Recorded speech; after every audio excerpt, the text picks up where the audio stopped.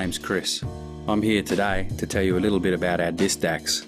They're disc pants manufactured specifically for disc golf. They basically have four-way stretch, water repellent material. They have a towel attachment pocket in the front side of each pair of pants.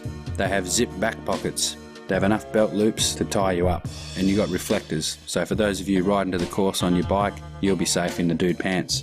We're predicting these pants are going to become legendary. Get yourself some. Hello everyone and welcome back. I'm joined here by Big Germ, Jeremy Koling, who has just completed the second round here at the Waco Annual Charity Open presented by Dynamic Discs. Big Germ, you're going into the final day with a lead. How does that feel? It feels really good. Anytime you're in position to play your round and know that if you win the last card, lead card, you're probably going to win. It's a great situation. So I feel really comfortable with this course and just got to lock up my putt. Missed a couple easy ones today, but overall I put together another pretty good round and I'm pretty pleased with my overall play. So I feel really comfortable out here though. It's a lot of fun. It's the kind of golf I want to play. You have a mixture open and wooded, and I really like golf courses, disc golf courses that challenge everything that you have, and I think that this place does a good job of challenging. It's not just throw open long shots. That's out there. Throw rollers, sidearms, backhands, you name it. And so, you know, when you find a course that you really like, it's easy to get into a groove. And so I feel really good out here, and I like my chances. Well, and speaking of the groove, I've heard that you've bagged 2 or 3 of them since switching over to the Innova lineup. Yep. What do you feel has been the most successful disc that you've added to your bag? I just took the grooves out about 9 years ago, but they're ready to go back in the bag soon. I'm just waiting for the right time. Okay. But right now, what's really working well for me, I have a couple discs that I've just put in recently. The Champion Strike. It's a gentle left fade with a gentle right fade at the end for my forehands. Really predictable. It's not too understable that it just really rolls out, so it's a really nice control driver, max speed driver for me in the woods. But probably my favorite disc right now is the Eagle L that I got from Richard Kielander. And he got that one from Paul Ulibarri, and it's something he threw for 5 years, and it's beat up to perfection. And if you see me throw a Champion Strike, it's a gentle Eagle L, and it is just, it's on point. It does exactly what I want it to do. It's like a psychic. Like it knows when I release it, it's going to turn over if I want it to turn over, or go straight when I want it to go straight. And so really finding a good connection with that disc right now. So. And 2 people or 2 items both thinking like Big Germ at the same time in sync, that's a little bit scary. But when you put your head on your pillow tonight before the final 18 holes takes place tomorrow, what will you be thinking as just before you go to bed tonight? I don't know. Hopefully that food that I ate went down nicely, and you know, I just want to make sure that I'm really comfortable. Got tucked in, you know, I like to get tucked in real nice and tight. I don't know. I try not to dwell too much on like what's going on with the scores. I mean, I know that Ricky's 1 stroke behind me. I know Simon shot a great round today, but like my only concern is, you know, my next shot when I get there. And so I don't really like to think too much about tomorrow, hole 7, that one we start on. Like, what am I going to do? You know, I mean, it changes. The wind changes, the situation changes. So, you know, you just basically just try to go out there and have a blank mind, and, you know, no expectations. Just, you know, set a goal for yourself to play well. And so that's really the only thing I try to focus on, is just play as well as I can, and, you know, we'll see how it all ends up. All right, well, that's your gentle giant who's in the lead, Big Germ, 1 stroke over Ricky Wysocki. We look forward to covering the live action during the final round on Saturday. Maybe Big Germ will step on the mic and give us some insights as he does oh so well. Thanks, Big Germ. You got it. Thank you very much. Ready. Apparently we're Hello, going. Everyone. Nope, go.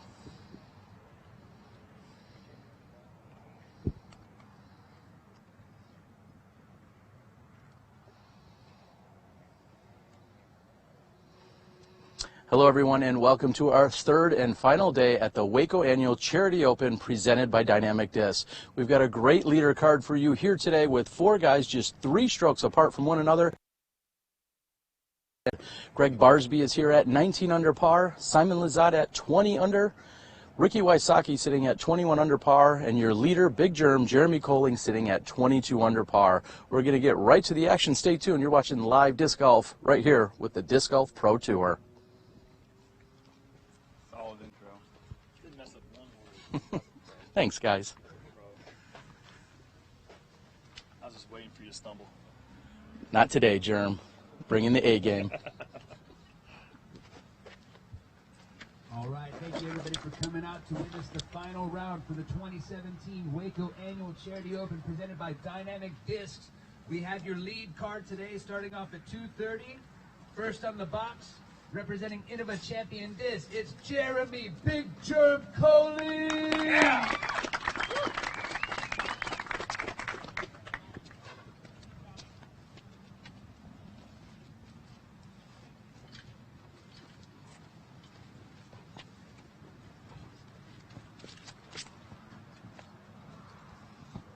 Very low and direct route here today by Koling off the tee.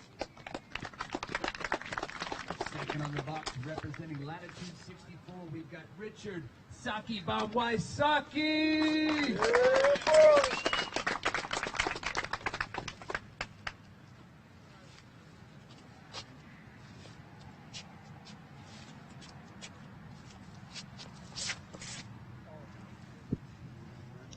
Wysocki wasn't happy with the effort.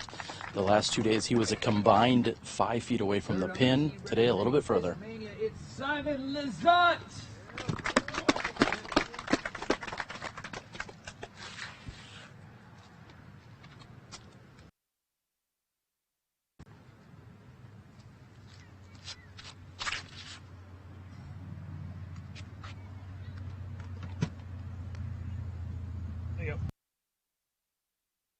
Getting the green flag.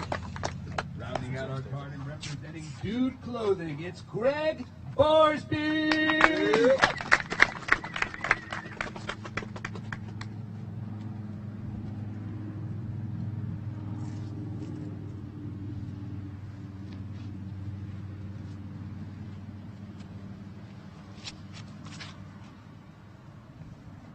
Barsby with the higher hyzer looking to push that down. And it's carried OB. Thanks to Steve and Todd Dodge, we have coverage from the women earlier today. We'll be bringing that through you shot by shot. We'll be back in a few moments after women's coverage on hole 7.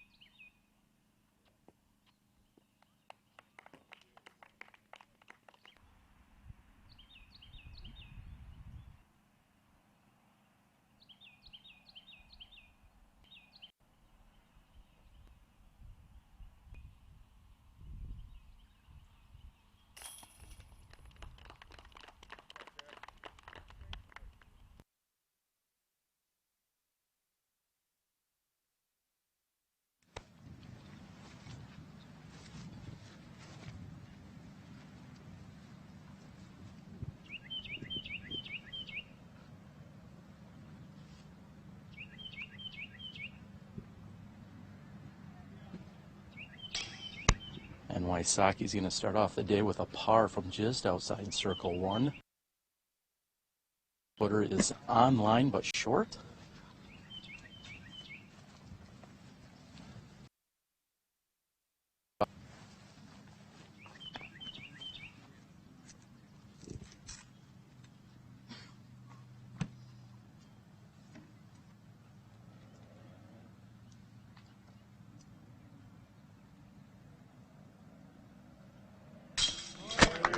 And Barsby's going to save the par after the penalty stroke here on hole number 1 from just inside 25 feet. Lizotte with less than 15 feet, looking straight.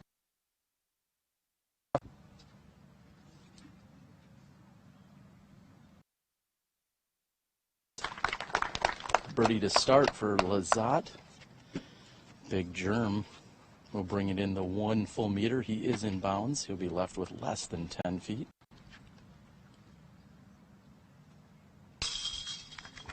And Ricky will tap out. We got a brief walk to hole 2. We'll be back in a moment after a word from our sponsors.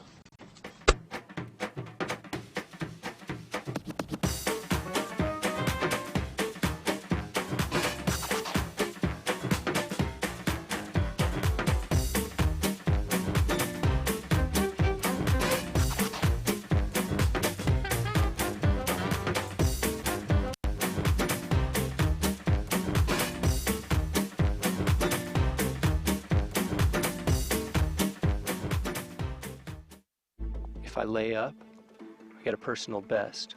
But if I hit the putt, it's a new course record.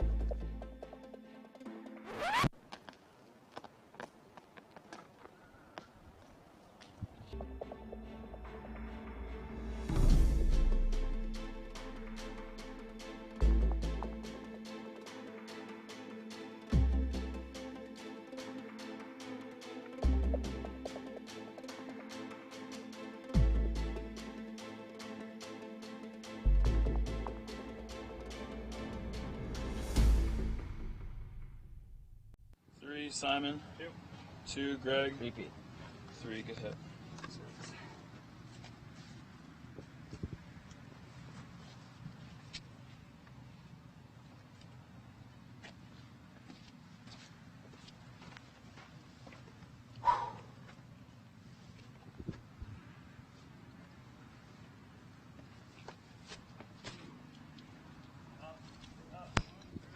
Big Germ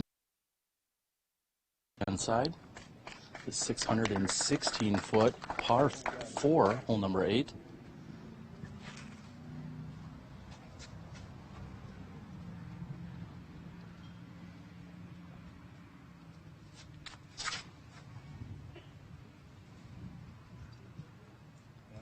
And Lizotte with not enough height.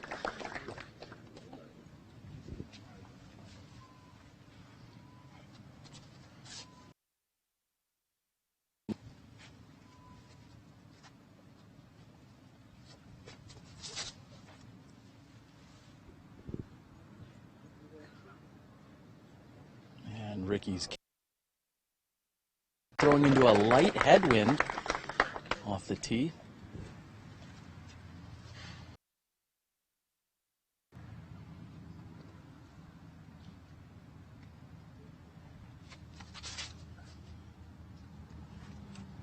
And just missing the tree is Barsby. We've got women's coverage from earlier. Let's take a look now.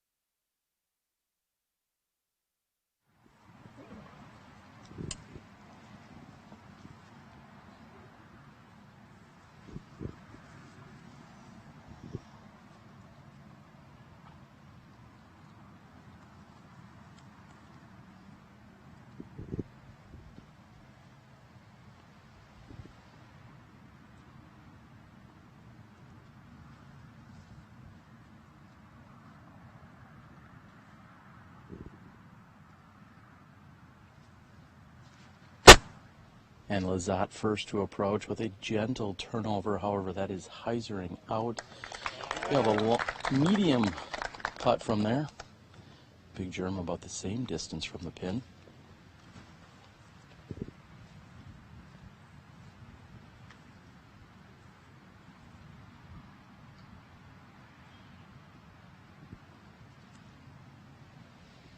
Germ's forehand is low. He's asking for it to get up, but he's going to have a very long putt from there. Needed a little bit more air into the headwind.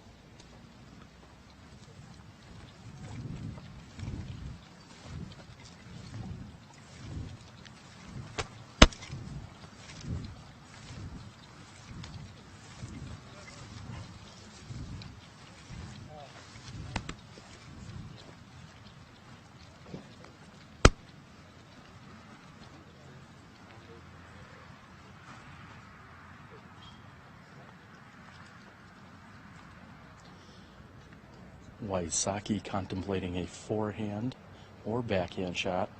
Looks like he's laying up a backhand.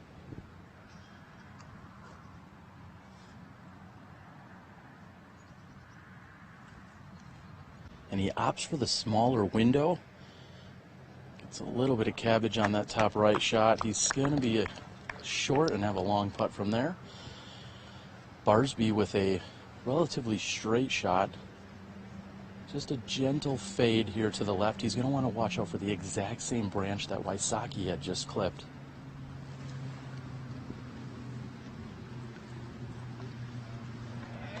And keeping it low and 3 feet from the pin is Gregg Barsby.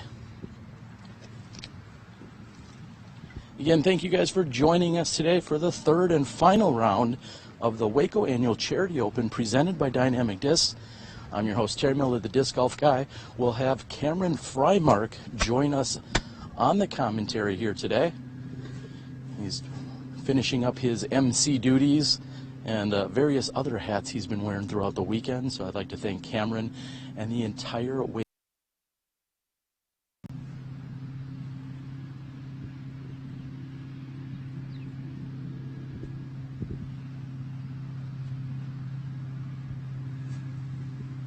Long lunging putt from approximately 85 feet for Koling.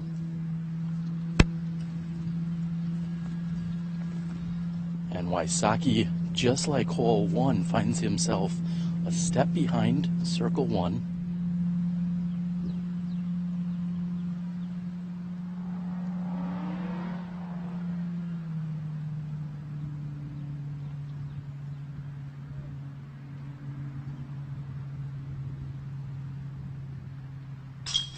And Ricky takes his time, regroups, and nails the putt, 34 feet. Wysocki takes the birdie 3. Lizotte just a meter inside the 10-meter circle.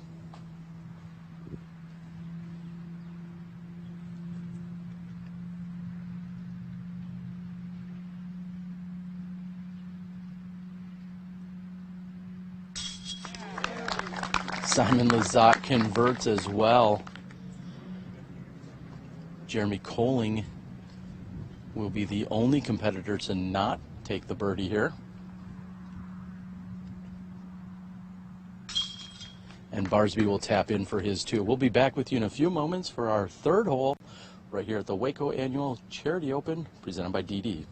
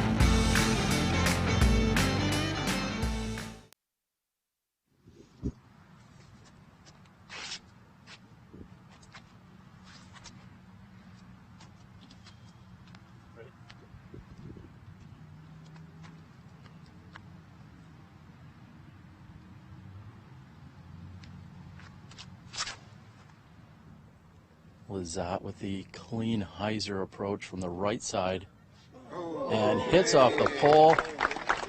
Skips inside the circle but hits off the pole.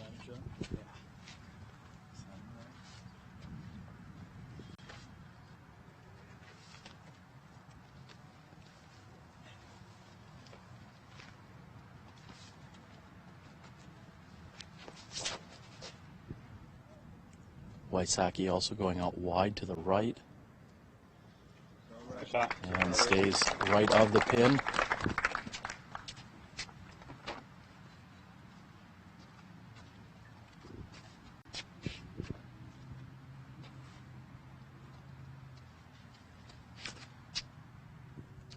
Barsby opts for the left side fairway shot with the forehand. Very effective. And Big Germ's lining up the same angle.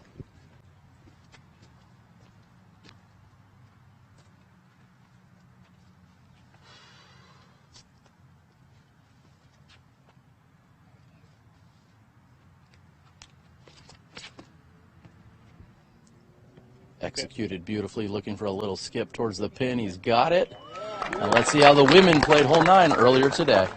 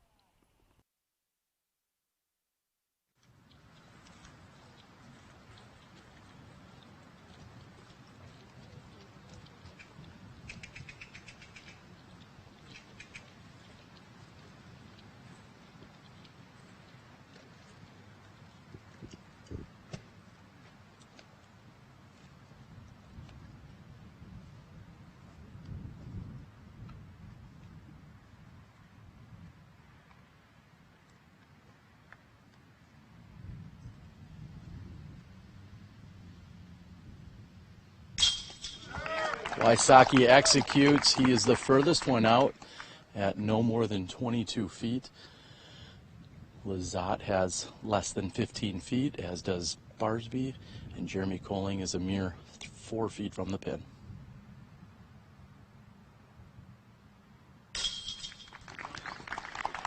Now we're going to see all 4 birdies here.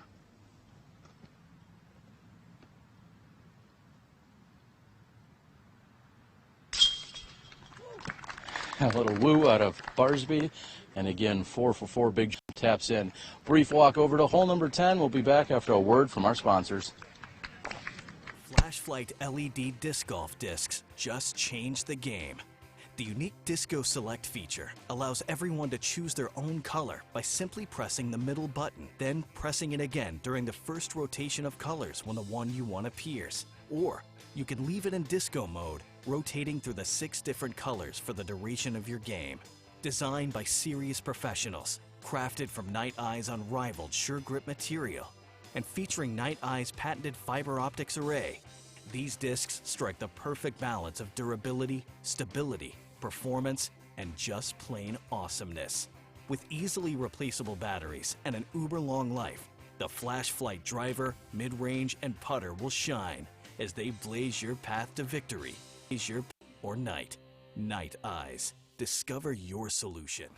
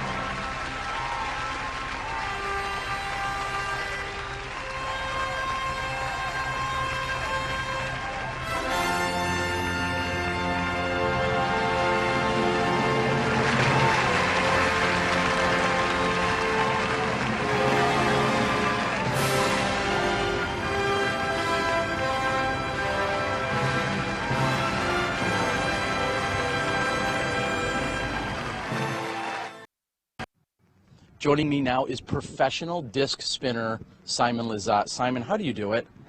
Practice, practice, no sleep, practice. That's pretty impressive. Now, is it a special type of disc that allows you to do that? Any disc works.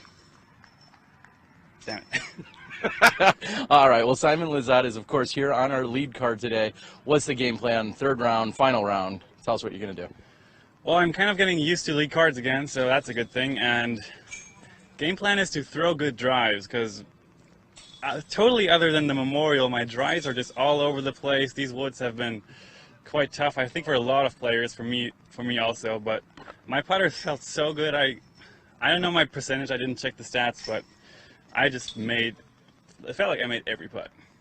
How in the world do you get so dialed in where you're so focused in making every putt? What? What was that? A Big Germ's going to try and putt with your disc. I'm not sure that'll work, but how do you get focused? How do you get dialed in for your putting? Stick to your routine. That's what I like to teach in my clinics. Just find something that works, and even if there's some off weeks or some off days, just don't try and change right away just because you had a bad putting day. Just stick to it, and it'll come back when confidence comes back. Is that true for Big Germ as well? Should he stick to his routine when he doesn't putt well? He should totally stick to his routines. I love his routines. Okay. All right, well, this is Simon Lizotte. He's going after it. He's on the leader card here today. Any messages to all your fans and friends and family around the world?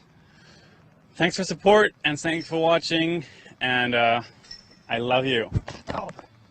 Big Germ, Simon Lizotte, we're out.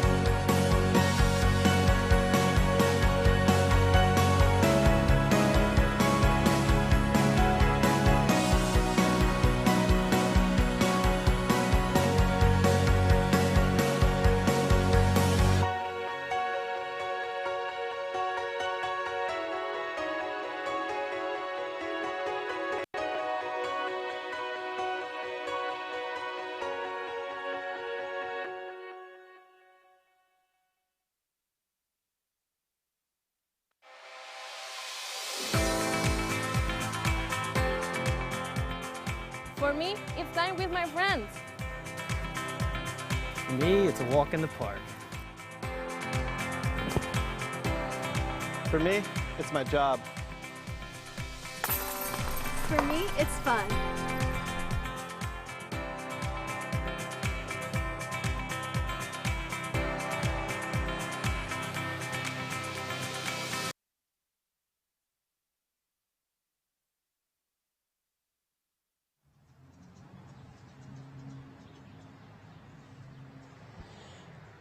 Hello, everyone, and welcome back to the fairway of hole number 10.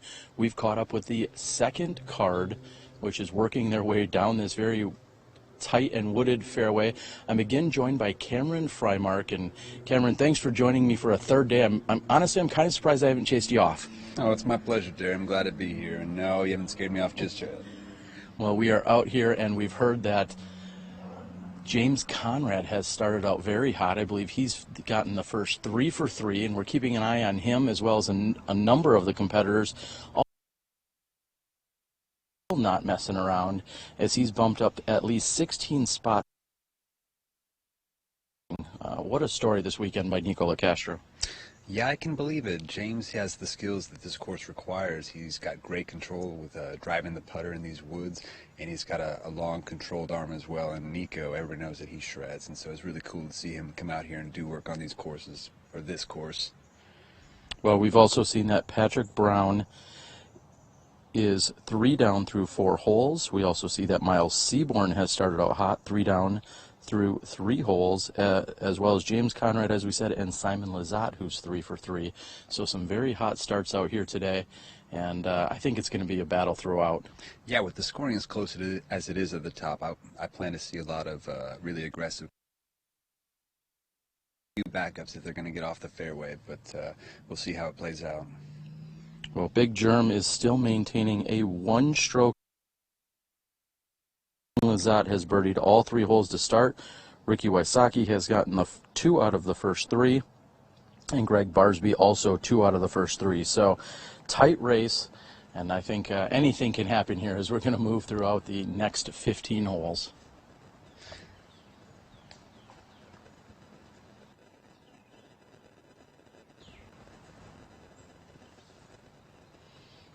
I'm seeing the second card still getting up toward the basket here.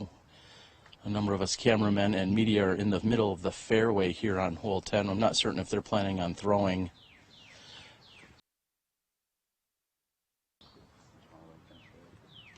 And we see action taking place. So in just a few moments, I think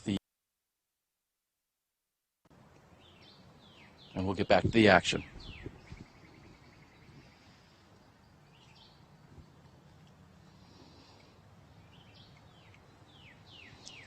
First to tee should be Simon Lizotte.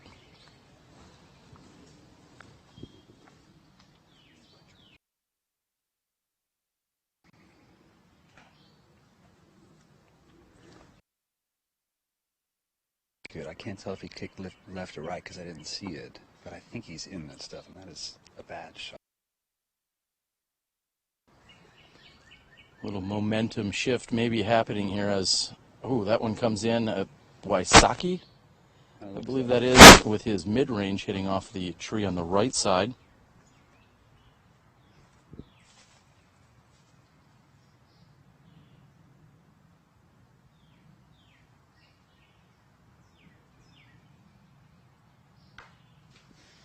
More wood caught, and that one went to the...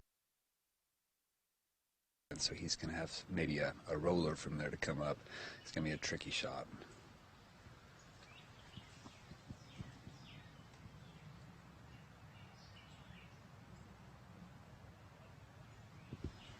And what looked to be the 4th and final shot, almost trying to get clean through there.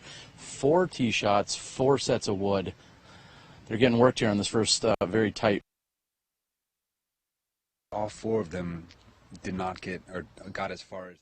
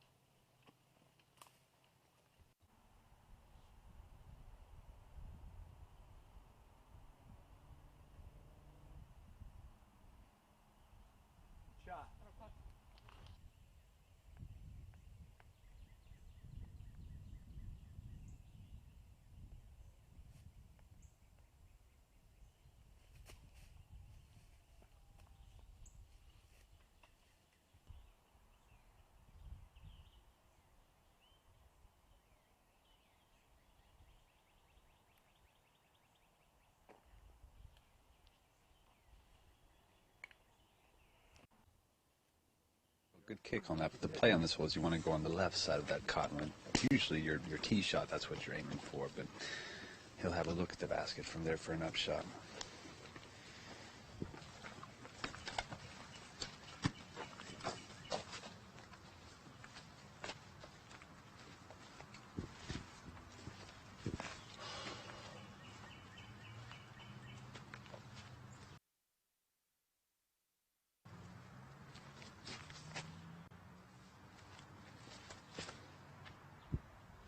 This gets a nice skip on it. He could be having a 3 look at the basket. Jeez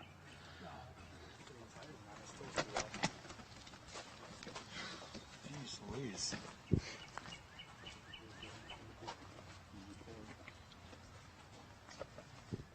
And Ricky Wysocki is going to walk up the fairway to see exactly where he's trying to.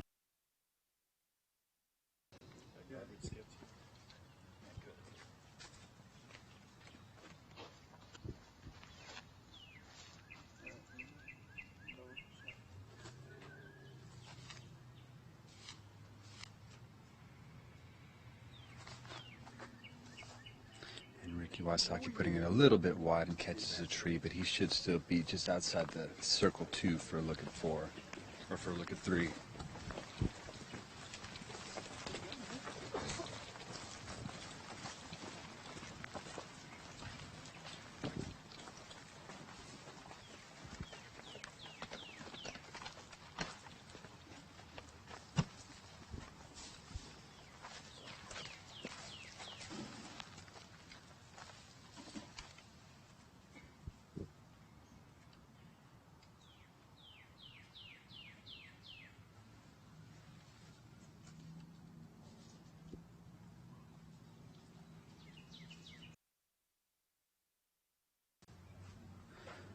Oh, it sounds like he caught wood on that. He's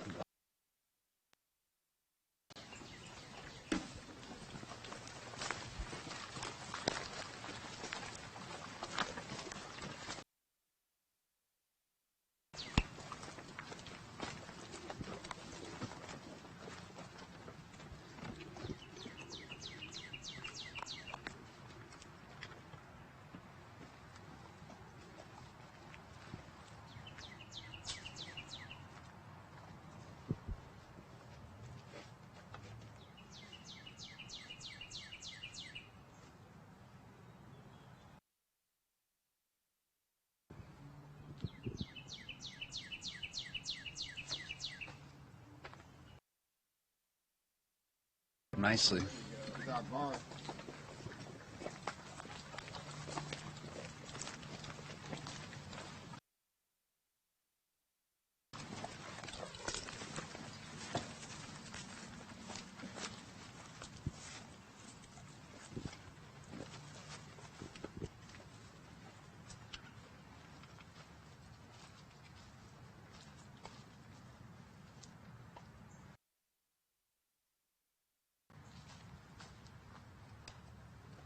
And Simon gets a kiss off the tree. He was headed directly toward it.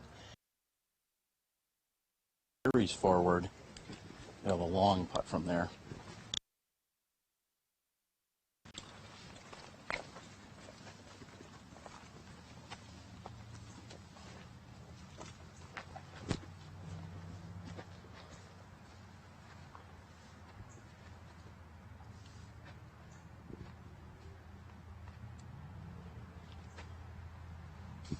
Wysocki launches one up.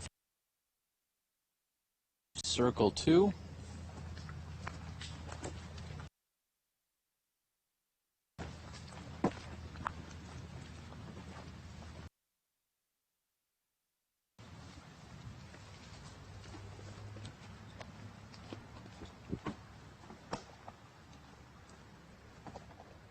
And Big Germ's going to take a look behind the basket, just how much distance he has between the pin and the river.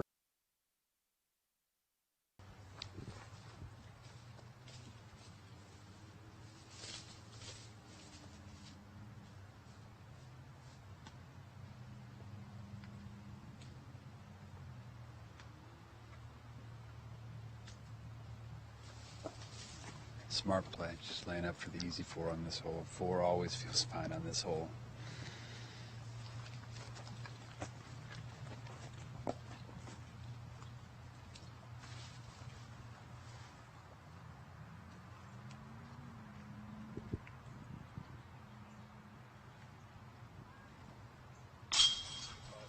And Simon converts from approximately 25 feet.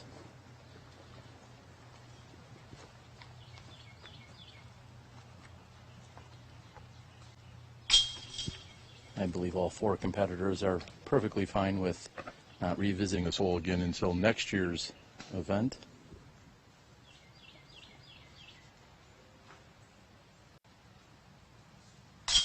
And Barsby is in, as will be Jeremy Koling.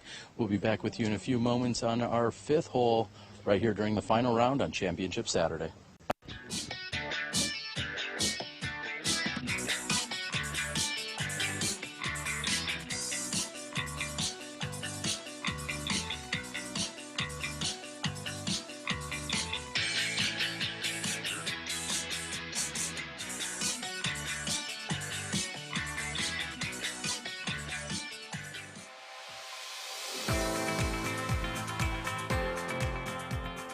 For me, it's time with my friends.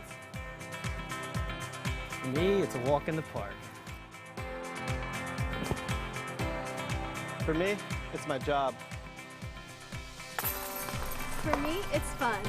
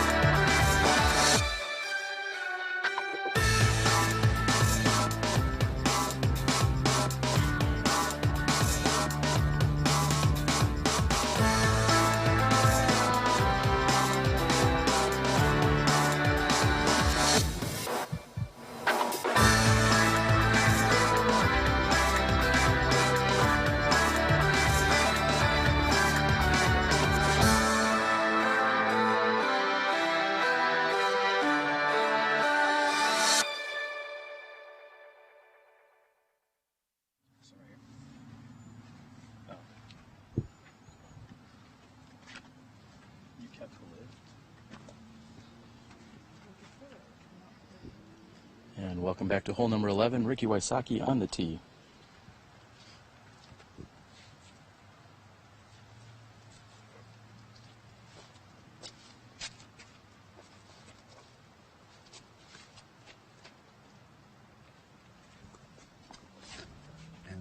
I think he wanted to get a little bit more turn out of that. The idea is, well, he's still going to be just outside the circle, but he wants a little bit more to the right on that. Gregg Barsby to throw second.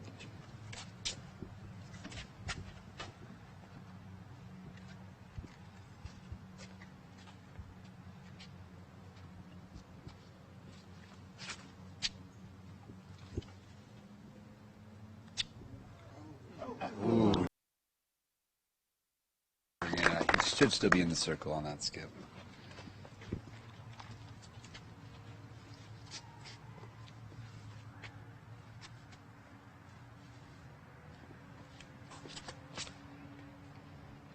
Big Germ looking to duplicate the previous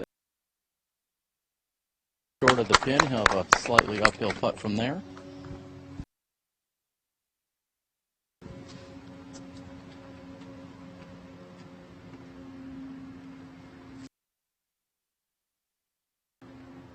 And a slight turnover here by Lizotte coming in at that same tree. He's safe. Let's see what the women did earlier on hole number 11.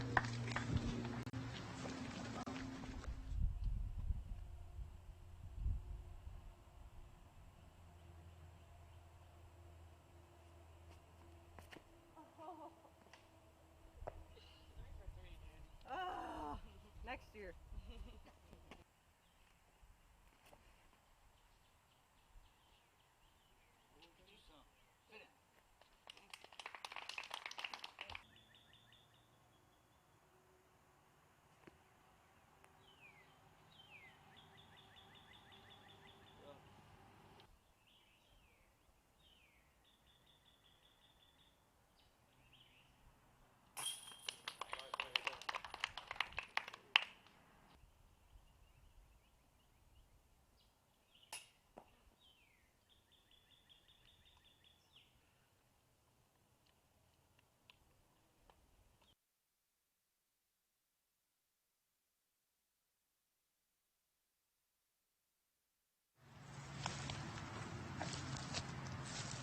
And Gregg Barsby has gone circle's edge.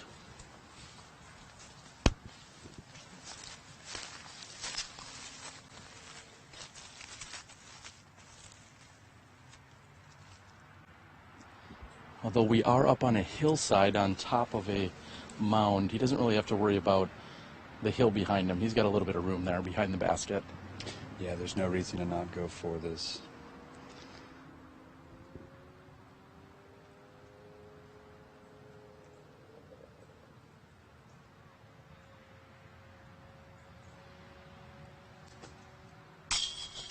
Barsby splashes out from 38 feet. On par.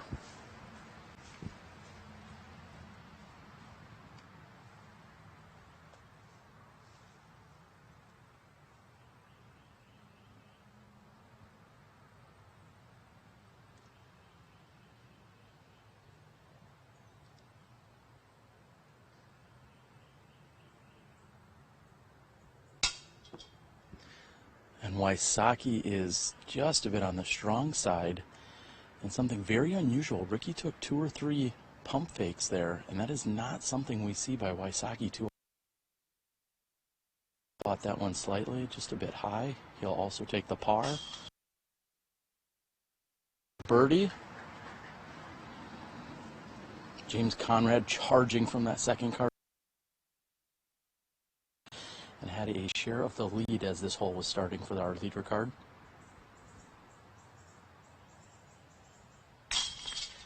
Bottom of the basket for birdie. We're going to move on to the next hole. Stay tuned. You're watching live disc golf right here, the Disc Golf Pro Tour.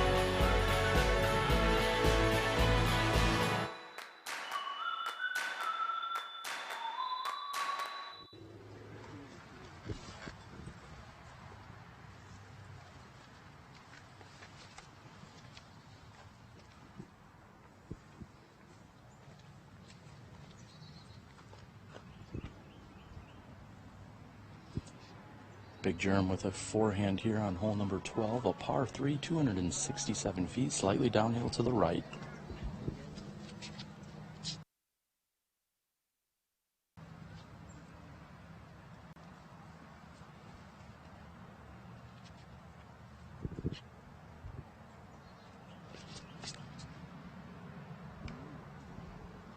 Getting a little wide on the left side. He's still going to have a look for a long putt from there, but he's going to wish he'd got that a little bit further down.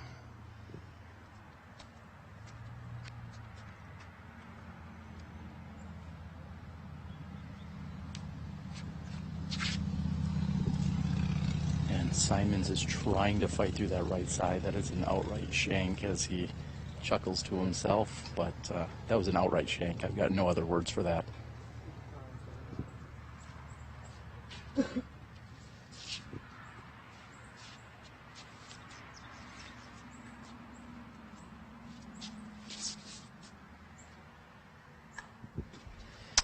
Again, it just did not hyzer out early enough, carried a little bit wide. You have to keep it pretty tight on this.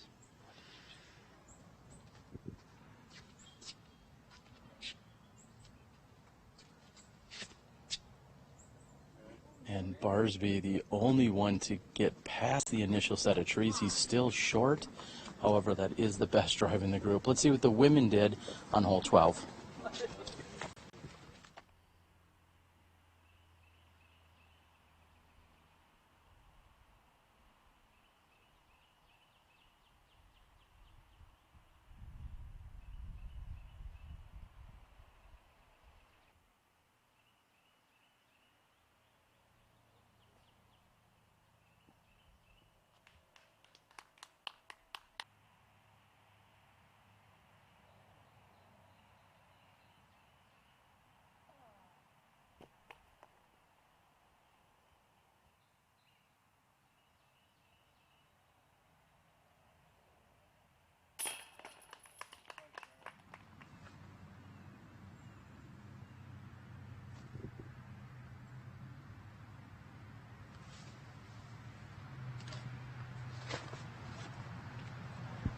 Lizotte with his back somewhat to the hole, trying to fight through with a backhand shot. Anheisering down the hillside. Wysocki will be up to throw second.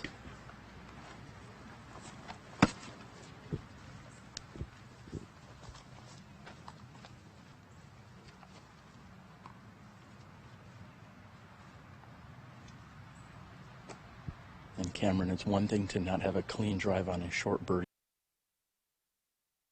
Two here, pretty frustrating. Yeah, you could tell as soon as he left his hand, he missed his line by 10 or 15 feet, and you could see the look on his face. It's not what he wanted to do.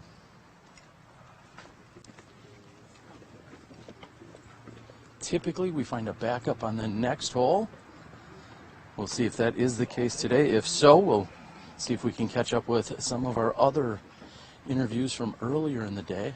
First, we have Gregg Barsby from 52 feet.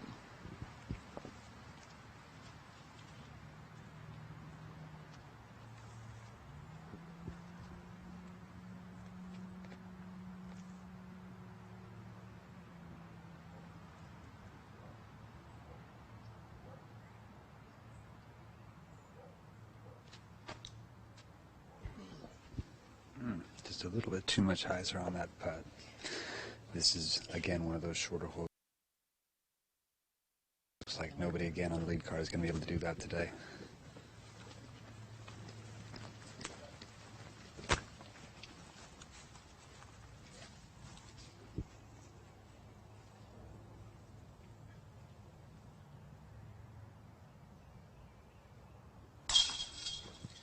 Simon's able to save a par here.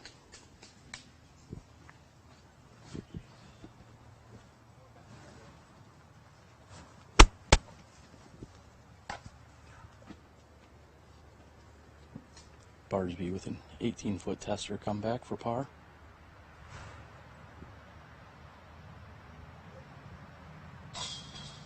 Left chain and in. We'll let this group finish out here.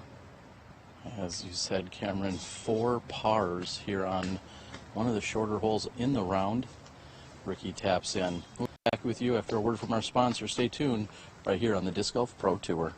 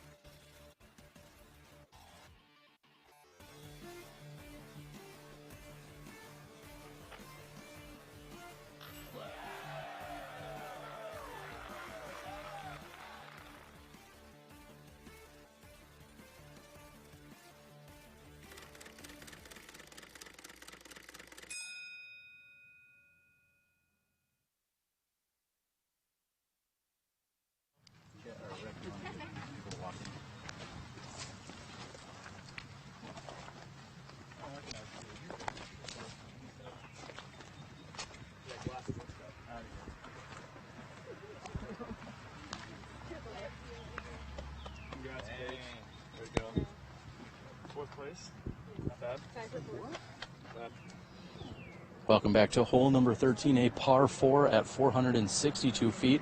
We're watching the spectators move on down the fairway to give the players a little bit more room here. It's great to have them out here taking in the action this week. However, in these tight corridors, it's been very challenging to get the players, the media. So we're just doing a little bit of crowd control, and we're all ready to go. They're clear on the green. Lizotte is confirming, and looks like Big Germ's on the tee.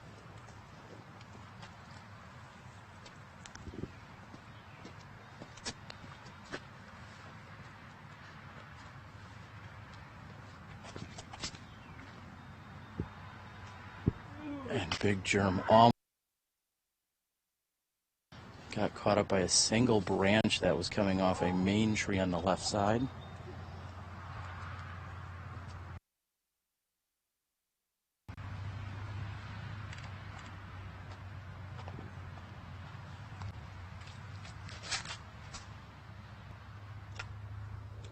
And Simon Lizotte's throw was about 12 inches right of Big Germ's.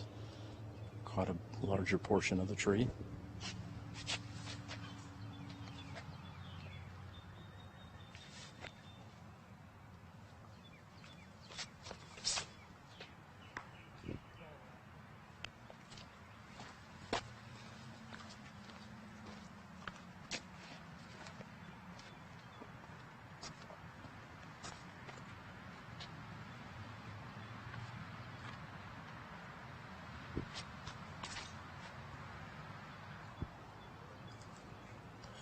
Barsby has the best result in the group after the other three hit trees. Let's get to the women's coverage here on hole 13.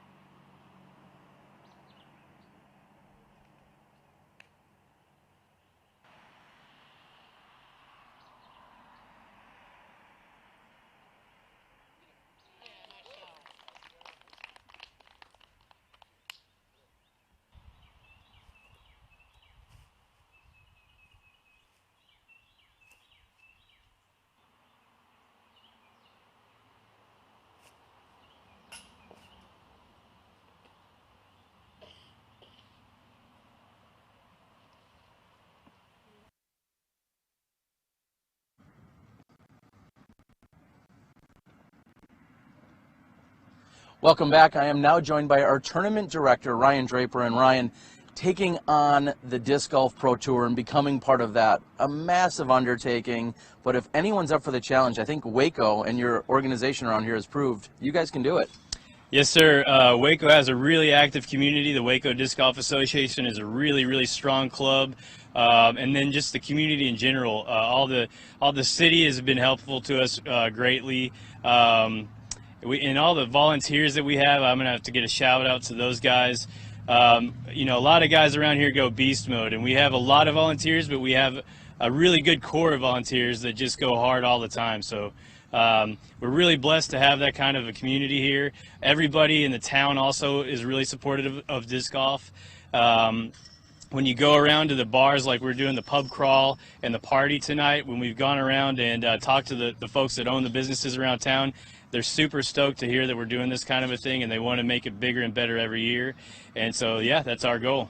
Well, and your community has put on some pretty big disc golf events throughout the last few decades. You've been very active and very involved with all of that. What do you guys see in the future? Is this a stepping stone? How much bigger are you going to get? Yeah, we hope this is a small stepping stone. We want to get, you know, we want to be on the top level every year. We definitely want to make sure that we're on the Pro Tour again next year, so we're trying to go big and hard this year and make sure everybody enjoys themselves. And yeah, we have a couple of big courses in the works right now that will allow us to throw bigger tournaments and maybe host some AM championships or some worlds or something like that along the line. So we have big goals, and we have our sights set high, but I think we can pull it off, and we're using this as a stepping stone definitely to do that. Well, the collaboration and the partnerships and everything that I've seen thus far have been nothing short of amazing here in this town. So that kudos to you guys and everything that's going on. If you're not a professional or playing here on the Pro Tour, there's also another event going on literally across the river. Yeah. And that speaks to, again, the amount of courses you guys have and the support. This week's format is a little bit unique. Kind of explain to everyone, depending on which division you're playing, what might be happening. Sure. So we did do something a little unique this year. We want the Pro Tour, and we know that the Pro Tour is all about spectators and eyeballs and media presence. And so we tried to create a unique format between the two sides, the pro side and the AM side, so that the AMs have all the opportunity and time to come over and watch the pros. So the way that we did that was we started the pro side of this tournament on a Thursday, and then we started the amateur side on a Friday. And then the pro side ends on a Saturday, and the AM side ends on a Sunday. And so that creates a situation that we hope so that the AMs, as soon as they get done on the other side of the river here at the other course, can come straight over here and watch all the pros. They can help do the UDisc stats and just be really active in enjoying the show that the pros put on. And then the reason that we ended them on different days as well is so that the AMs really have a chance to come watch the final rounds, and then they get to play their final round in the same format that they just watched the pros play. So we hope that that's really exciting for the AMs, and we hope the pros enjoy all the AMs and all the spectators we have in Waco and from all around Texas watching. All right. Well, again, this is Ryan Draper, the guy in the driver's seat, but so many other people helping him out. We're here for the Disc Golf Pro Tour. We're looking forward to it for many years to come.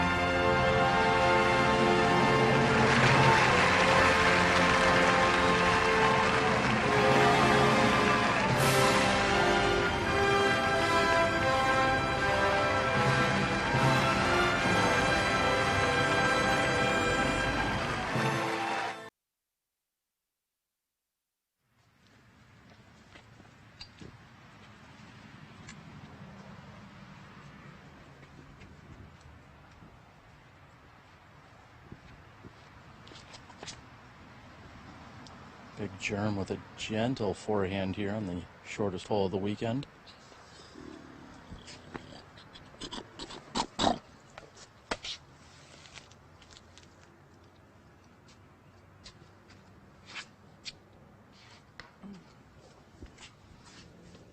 Barsby catches one of the trees on the right side.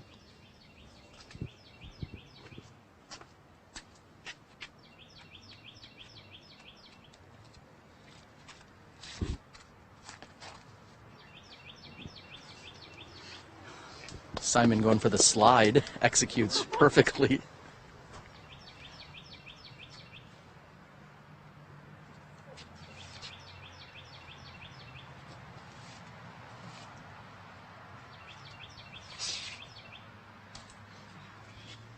And Wysocki's off on the right. Let's see what the women did here on hole 14. Yep.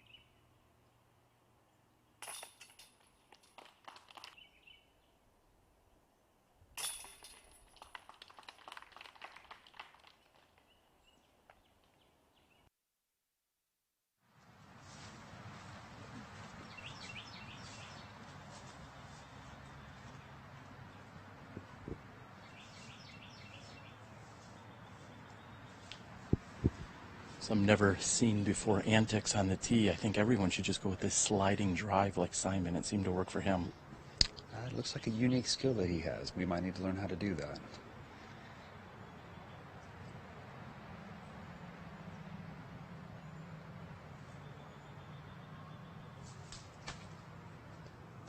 And Barsby hits a pair of trees before getting just inside circle 2. He's left with 65 feet to the pin.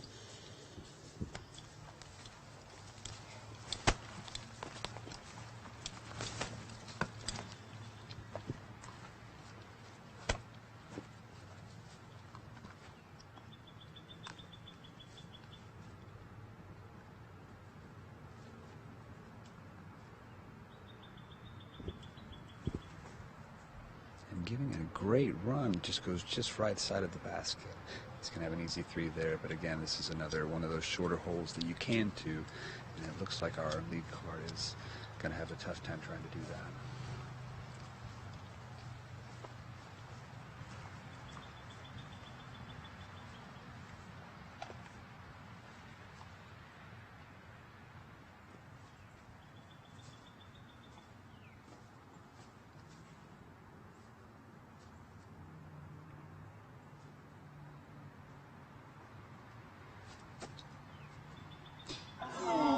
Barsby draws metal from just inside the circle 2 edge. This hole is playing 8th in difficulty. Hole number 14 at 213 feet has a scoring average of 2.75. So at just 213 feet, it is averaging almost a full 2 3/4. That's proof that Joey's just an evil mastermind. Joey's our course designer.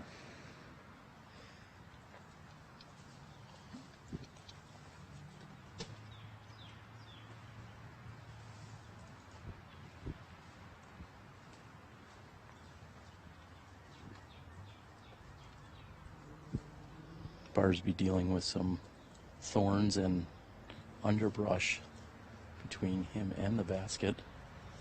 Certainly not a comfortable position to be in.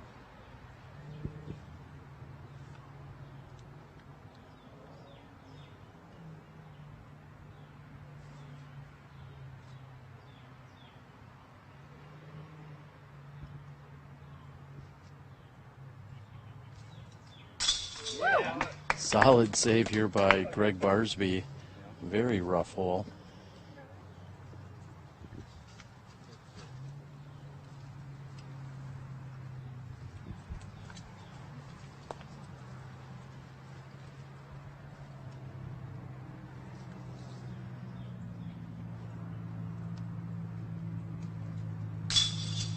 And Lizotte thought he might have been next to putt. However, Big Germ was ready to go.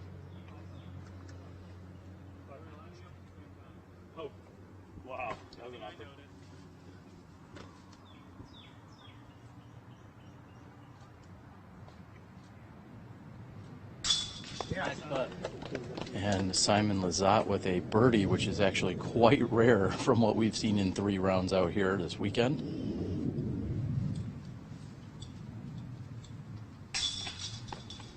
And Wysocki will tap in. A bit of a backup on our par 5 hole 15. We'll be back in a few moments right here on the Disc Golf Pro Tour.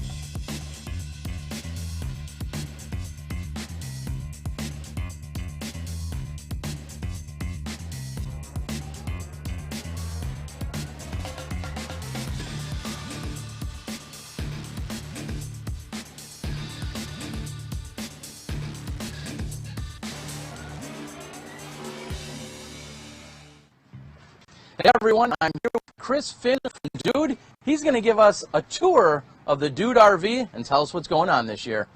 Come on in.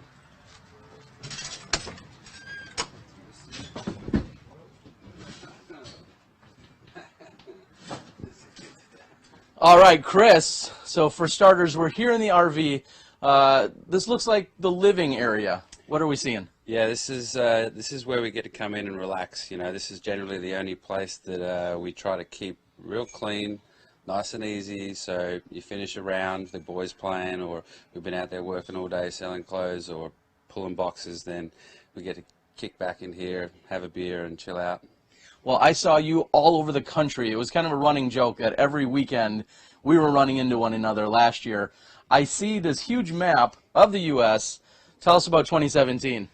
Yeah, cool. So, you know, we're concentrating a little bit more on the AM events this year and not so much driving. So this year we've kind of, you know, we've come from the west and come down into Texas, and instead of going back up to California and Oregon, you know, I'm going to miss not being there, but, you know, that extra driving is really quite taxing on everyone. So, you know, we've concentrated on the local events around the Texas area, Midwest, and then up into the, you know, Northeast. Yeah.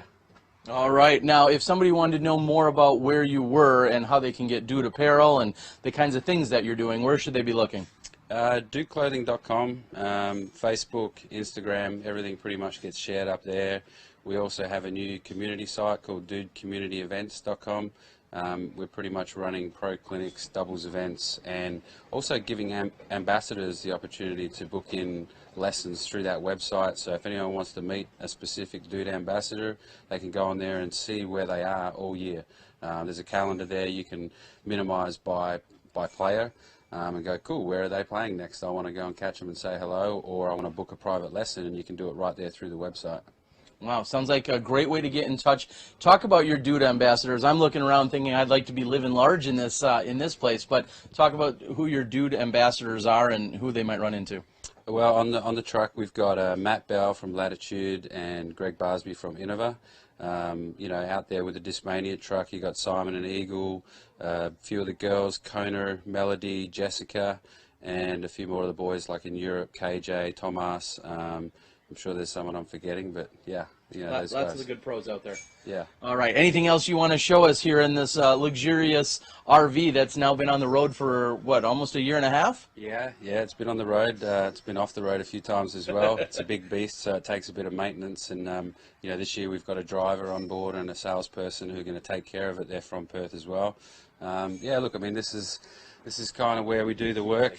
You know, back here is pretty much where we store all the clothing, and you know, this is the inventory. What you see out the front is generally just what's going on up front, but you know, when you see them ducking in the back here, they're reaching in to find some inventory. You know, the pros have got their, you know, place to store all their stuff, and then we got some discs, yeah, hats stored up the top. Up here is what we call the hotbed.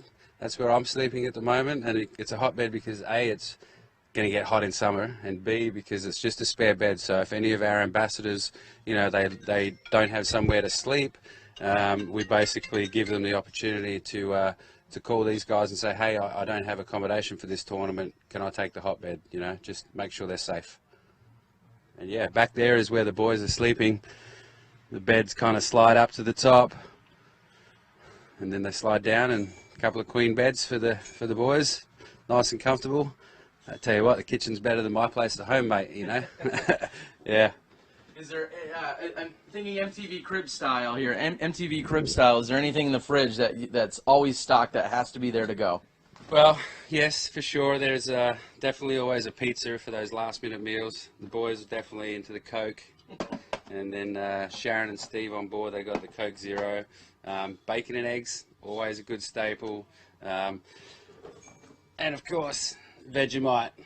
You've got to have your Vegemite. It's a good Aussie substance. Yeah, and then there's usually beer in there, but we're out, which is not good because it's St. Patrick's Day today, and we definitely want to have a beer. But we have got some St. Paddy's cakes over here, so yeah. All right. Well, this has been Chris Finn of Dude. You've seen him all around the country for the last year and a half. You're going to see more of him. Make sure you check out the website, the Facebook page. Huge supporter of disc golf. As Chris has always said, support those who support you. And that means him and Dude and the apparel. So make sure you go out and see it. And what did I see? Is this what we have to end on? Smash Box is awesome. Thank you, Chris Finn. We'll see you on the course. Cheers, mate.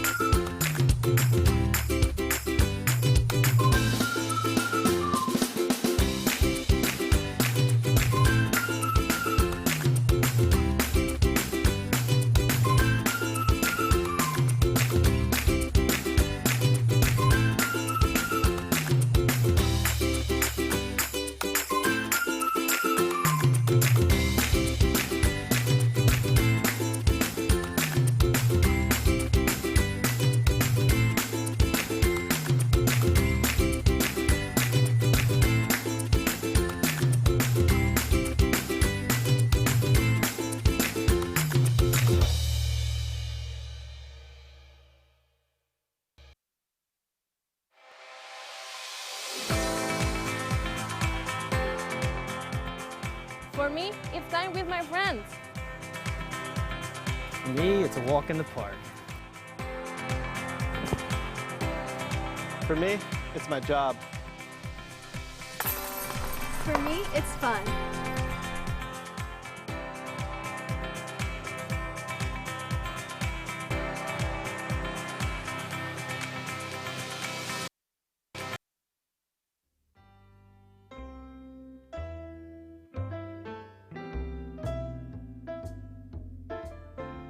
So you think you want to play Disc Golf Pro Tour Fantasy League at Skip Ace?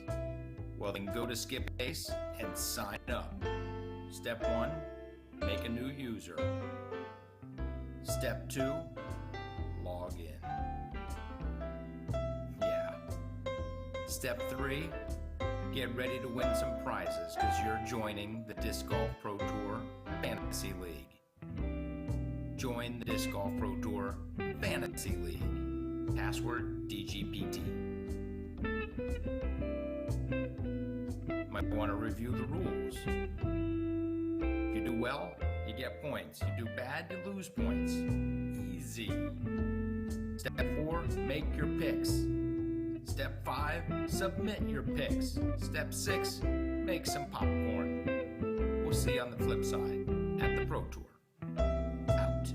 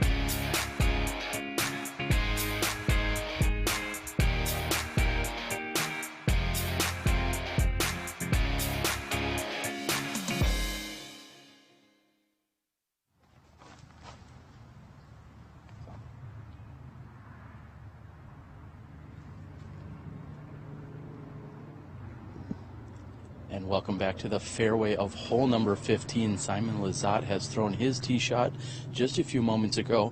We're going to do our best to try and split up the coverage. James Conrad, as you know, is tearing it up, and we're going to see if we can get one of our additional cameras over to James. And the second card, Miles Seaborn, also shooting very well. So we'll attempt to give you as much coverage as possible. Action from both the first and second card. And Wysocki hits a tree on the right side and kicks hard left. Jeremy Koling was first to tee, however, we were not quite back. However, we've got Gregg Barsby third to tee here on our leader card. Barsby with a backhand and gets one of the center trees. Earlier, the women were here on this first par 5. Let's see how they manage to get through it.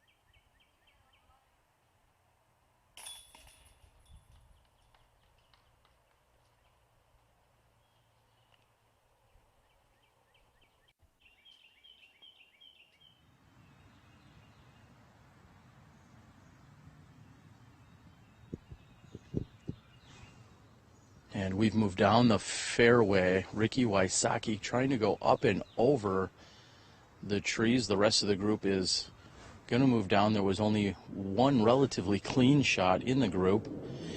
We also have just seen that James Conrad has eagled this very hole, hole 13, and he continues to terrorize the beast course.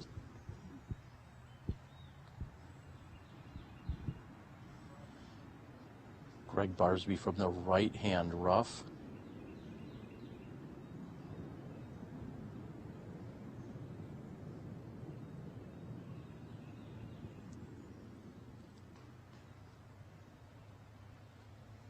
And Barsby hits a tree. However, he should be in a decent position to attack the pin from there.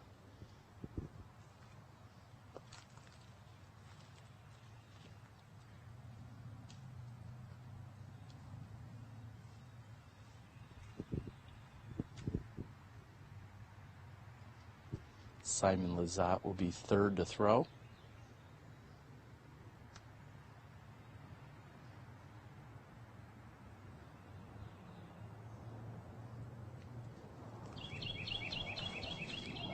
And a great skip up from circle 2 to just outside circle 1. He'll have a long look from there. Jeremy Koling sitting at 27 under par, separating himself from the group as Lizotte's at 24. Ricky Wysocki is at 23, and Gregg Barsby at 21. And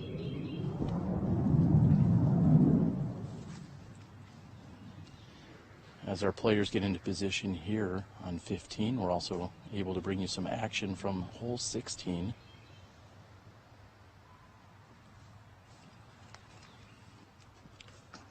Barsby with a forehand that's high and left, kicking him down into the fairway.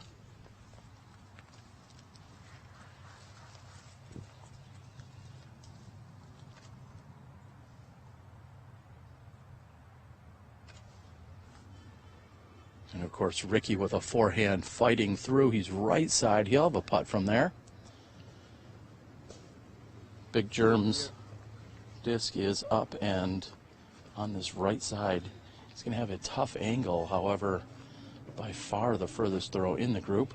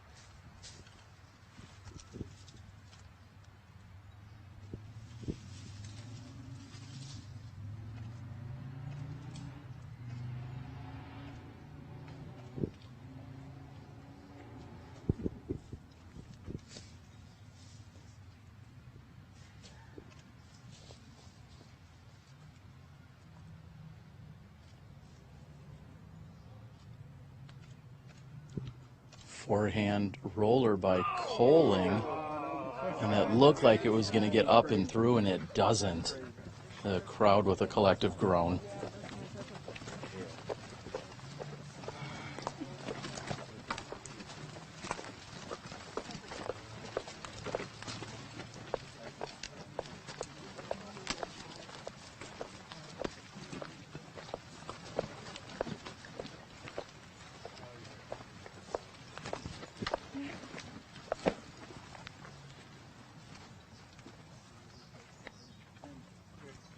Is it me? No.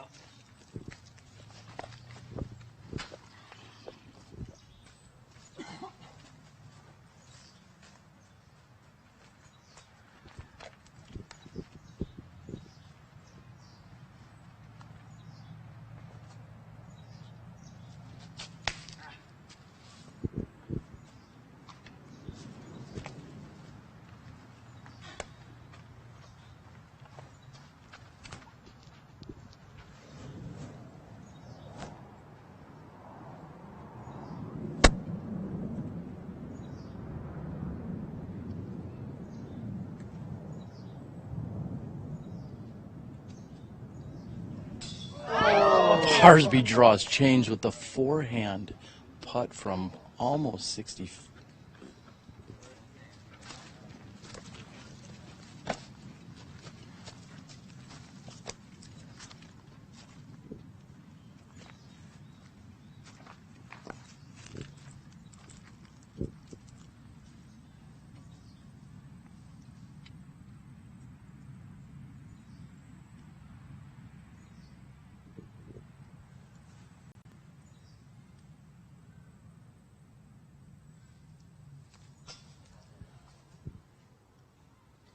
Simons is off the top of the basket on his slight uphill putt. Wysocki is pin high.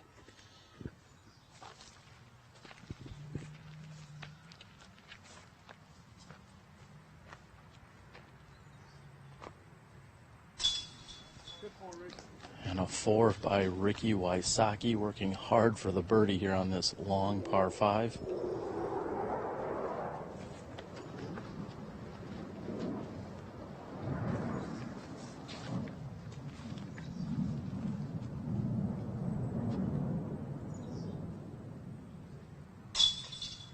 Lizotte is in.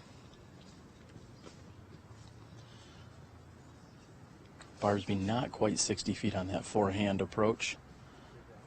Maybe closer to 45.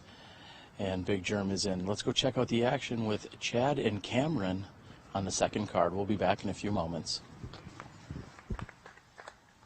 He's going to throw it us pretty soon.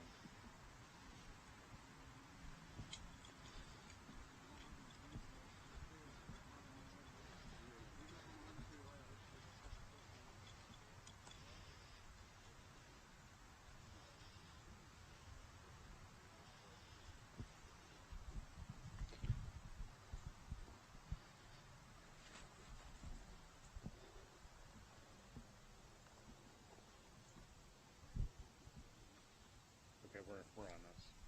Okay, great. And we're following the second card here on hole 16, the long par 4. Everybody kept clean drives. And now we'll be looking at some birdie putts for 3.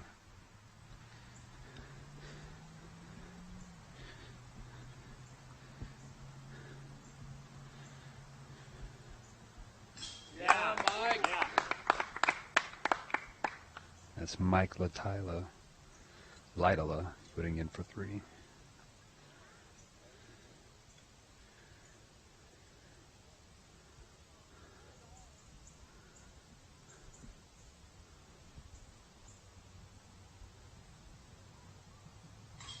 you go. It looks like it's going to wind up being a star birdie frame. James Conrad is 9 down through 9 holes right now. He's absolutely lighting this course up. He just carded an eagle 3 on hole 15.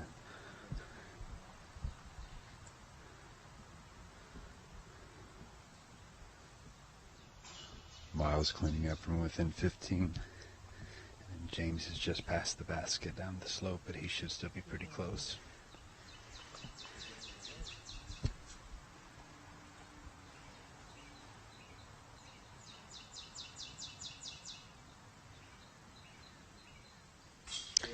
And that's going to be 10 down through 10 holes.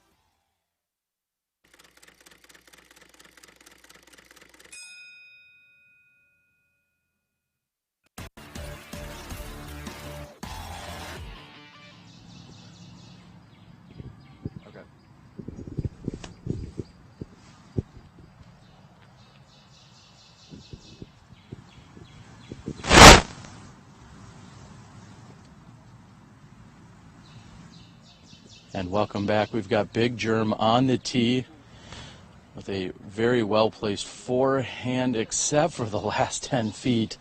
He's just going to have an awkward position to approach the green from there.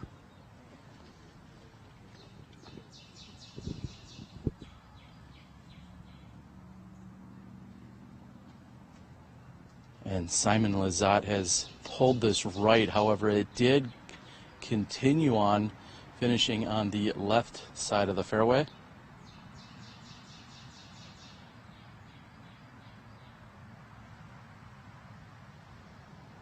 Wysocki third to tee. James Conrad had in fact birdied this hole just a few moments ago. He has a one-stroke advantage, and a great shot there by Ricky Wysocki. Gregg Barsby fourth to tee.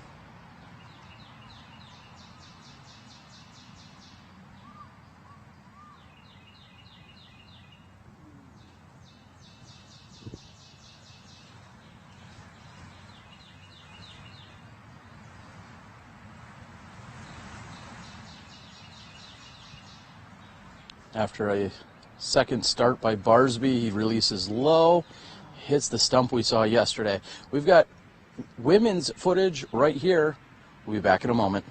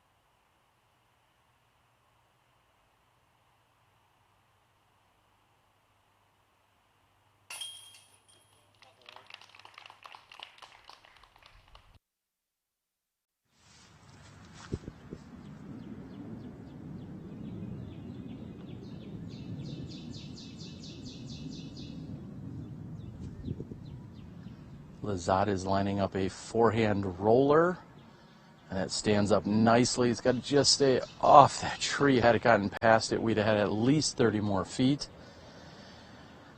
However, he's going to be outside circle two's range, similar to where we saw Wysocki make a long putt from in the opening round.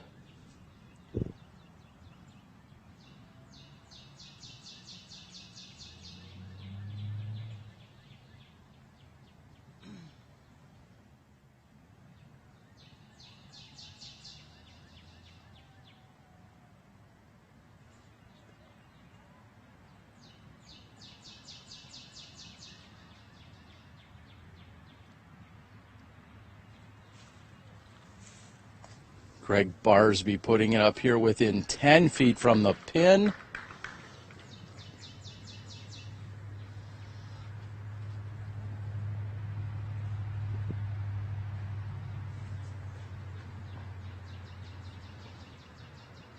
Big Germ looks like he's got room to the right side of the tree.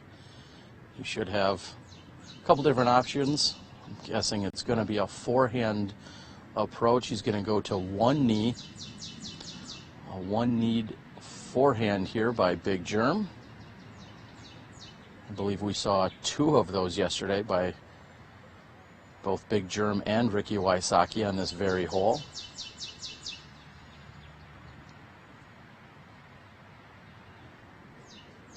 Very well executed, just a few inches from Gregg Barsby. Again, James Conrad is 10 under through 10 holes. Currently has the outright lead over Jeremy Koling. He's sitting at 29 under par overall. Here's Wysocki, also with a kneeling forehand. Beautiful little turn. Kicks off of Koling's disc and underneath the basket. We've got action from James Conrad's second card. We'll be joining them as soon as we can. Thank you guys for tuning into this very exciting finish here of the Waco Annual Charity Open presented by Dynamic Discs. I'm your host, Terry Miller, the Disc Golf Guy, along with Cameron Frymark, trying to call the action from the second card. James Conrad making a charge here today. This is Lizotte, and that is a tree. Lizotte with a very critical mistake here. That's going to keep him outside of circle 1, approximately 14 meters from the pin.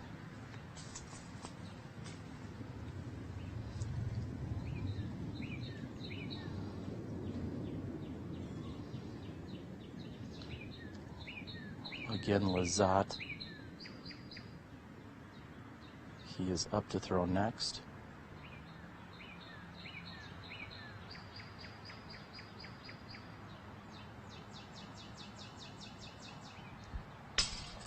And tickles left chain, leaving him about 15 feet past the pin.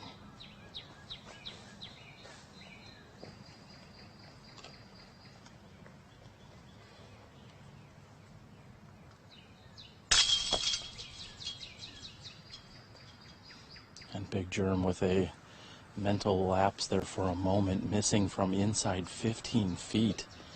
Big Germ does frequently putt very quickly. When he has a very short putt, he steps up, so that was definitely part of his regular routine. However, high and left.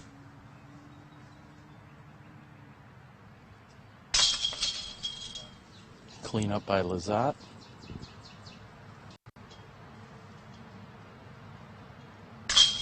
And with that, Conrad will extend his lead. We're going to be back in a few moments as these guys tap out and also bring you more action from the second card.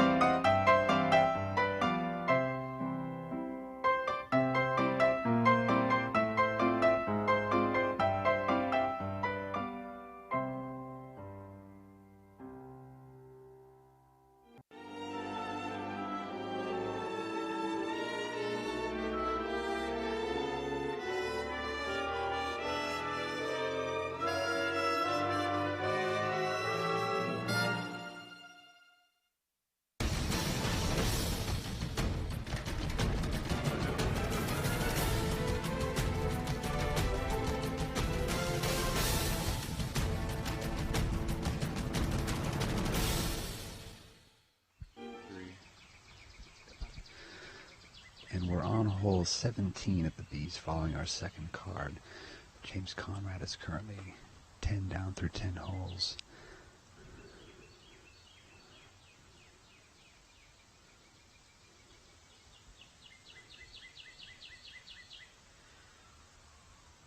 This is Perry putting for par.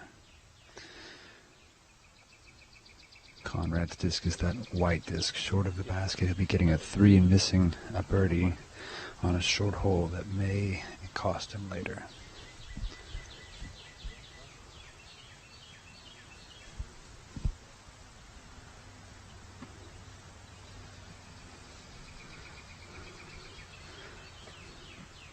This is Mike Lytle up for birdie.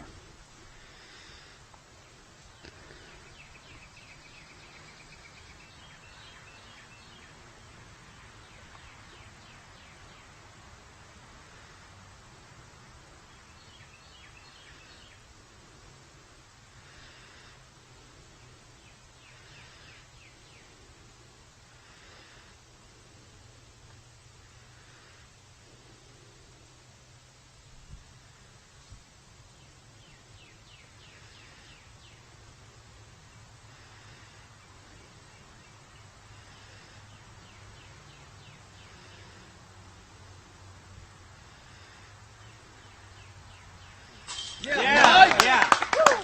Taking his time and getting it done. The crowd loves it.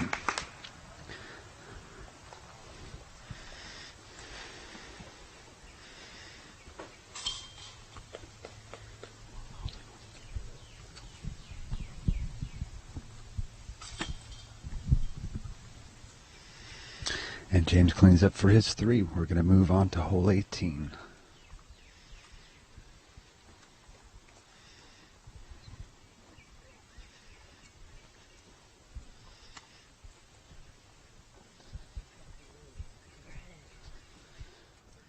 Johnny, we're going to get in position. A little bit of downtime, yes? Sorry? We'll probably have a little bit of downtime, yes? Yeah.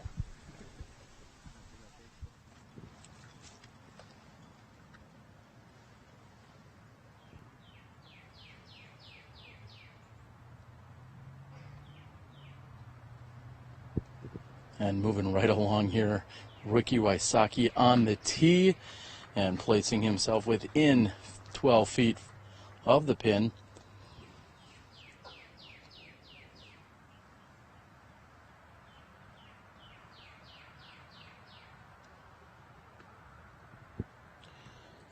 And Barsby is just inside the circle.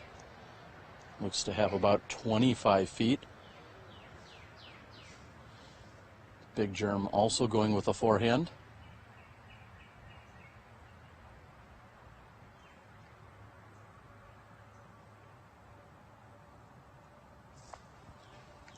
And also within 15 feet is Big Germ. 3 very successful drives thus far. We'll see if Simon Lizotte goes. Yes, he is lining up a forehand as well.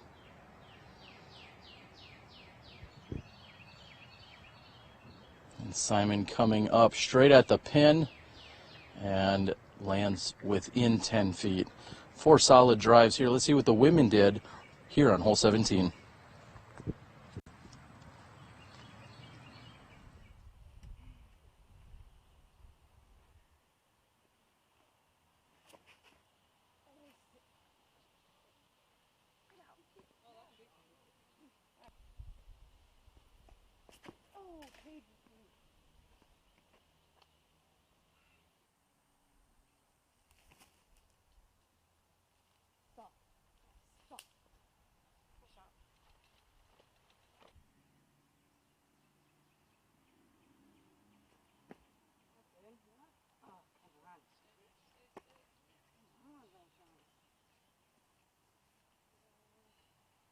Yep, that's what you get.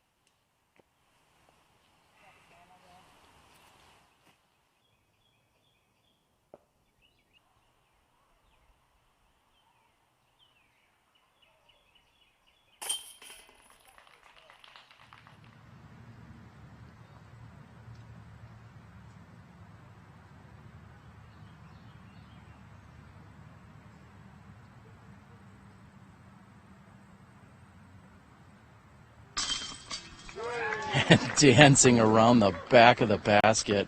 Gregg Barsby with a smile on that one, a little sigh of relief.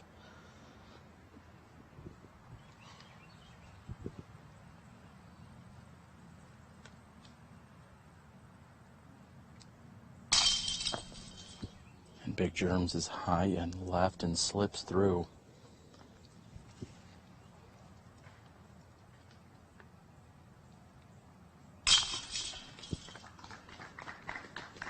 Easy cleanup here by Wysocki.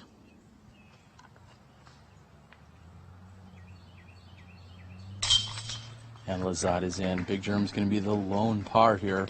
We've got a little bit of a backup on 18. We'll be back with James Conrad and the lead card after a word from our sponsors right here on the Disc Golf Pro Tour.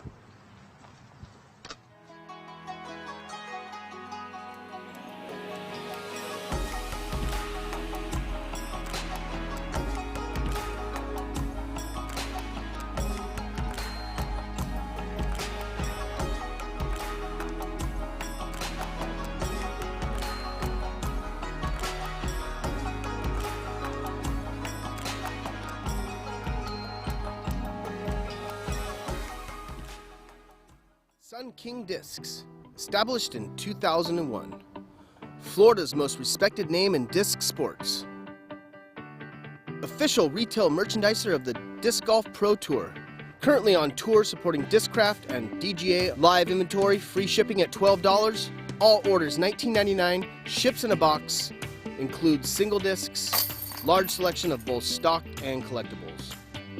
Check out the website at www.sunkingdiscs.com.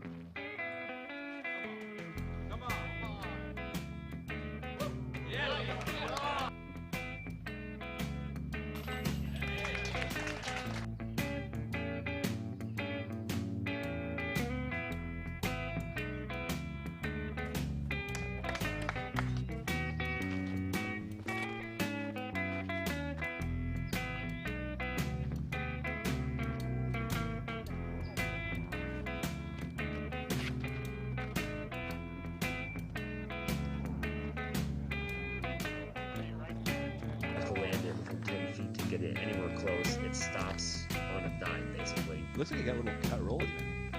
Yeah. DOS going back to that TI Buzz. It's tough to have a good putt long. Gotcha. DOS going TI Buzz. Just the perfect height. See, missing left there is not bad because it gets stopped just like you see there. So there you go. Teeing off is Mike Lidla. He's the 2017 Waco Annual Charity Open Pub Crawl Champion.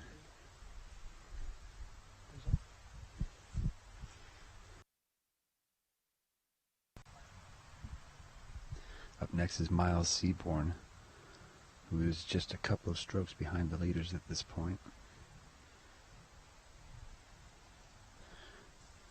Throwing a clean forehand to the center Oh, it kicks a little bit off the fairway. Up next is James Conrad, and I'm guessing he's throwing another putter.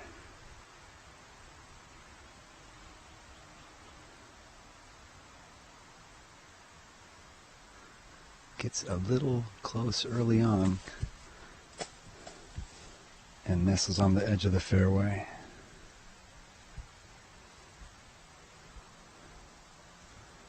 Up next is Perry lining up a forehand. Low. And it looks like the whole card has landed in the same area.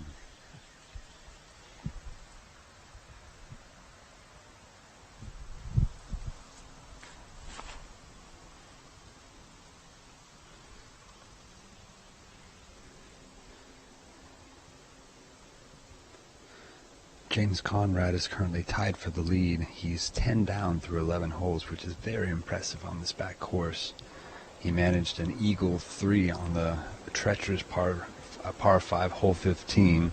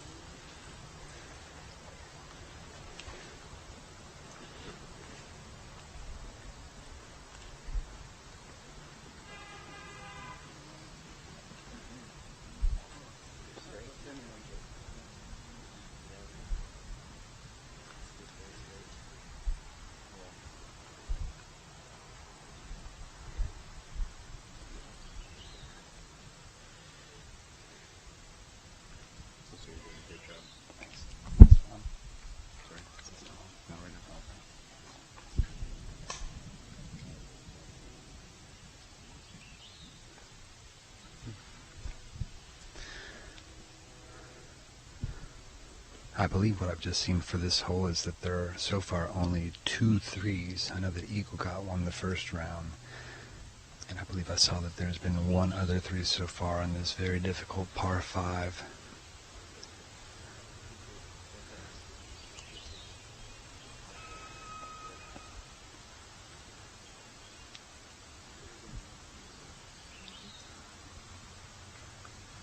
Currently waiting on the 3rd card to finish putting out.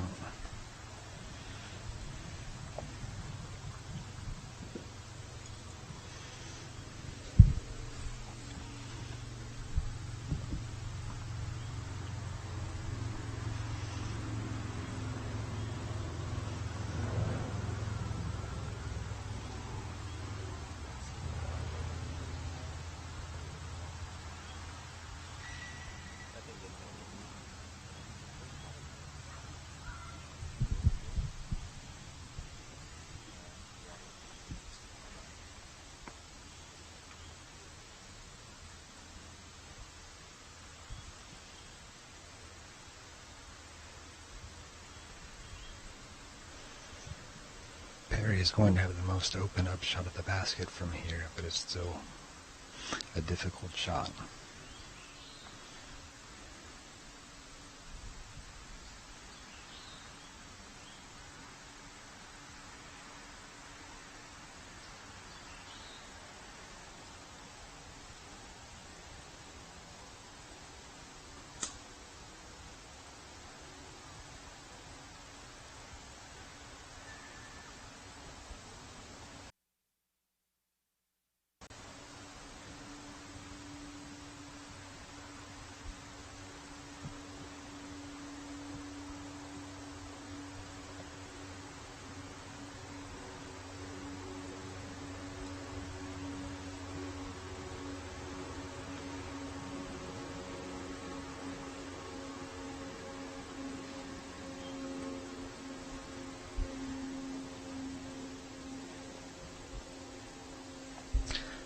I just heard chains, so I believe that we will be able to start our upshot soon.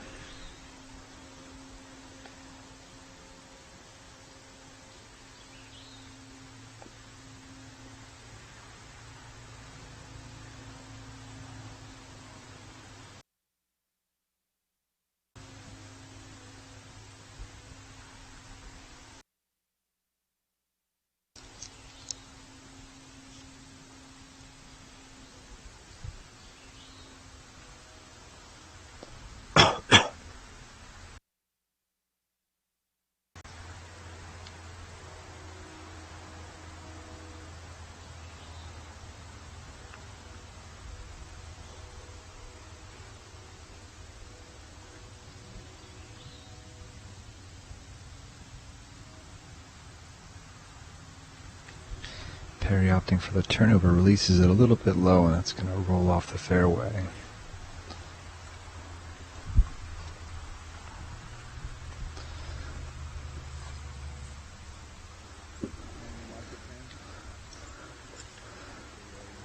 Conner making minis.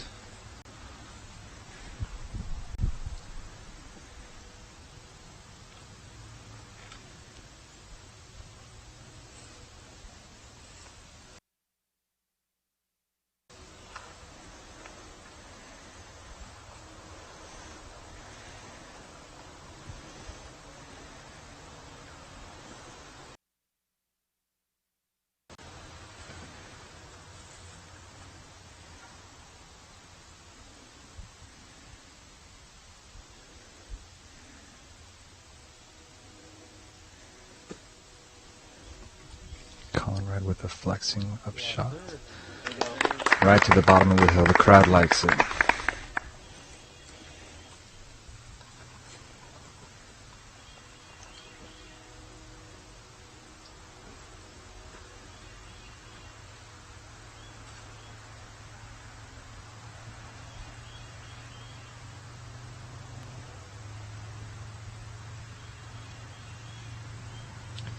Lizotte trying to line up before it can flex back.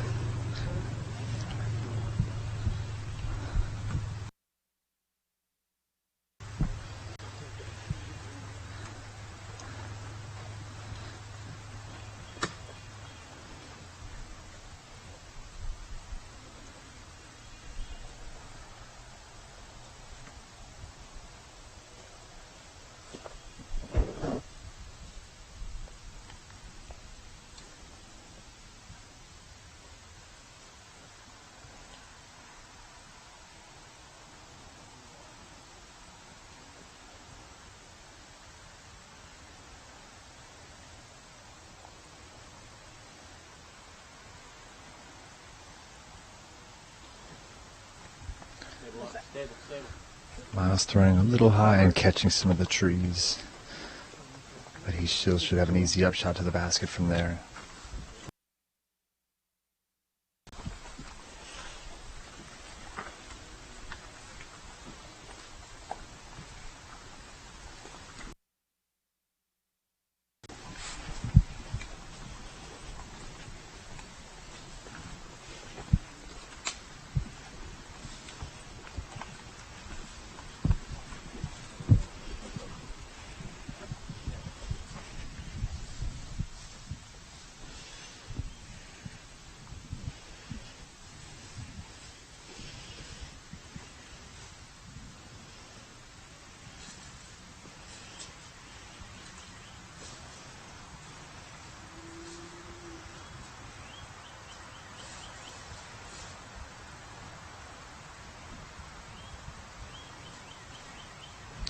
Mike Lizotte with a flex shot.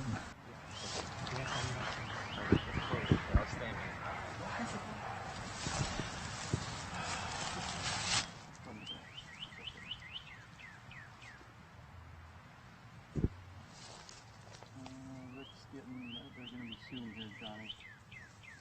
Just so you know.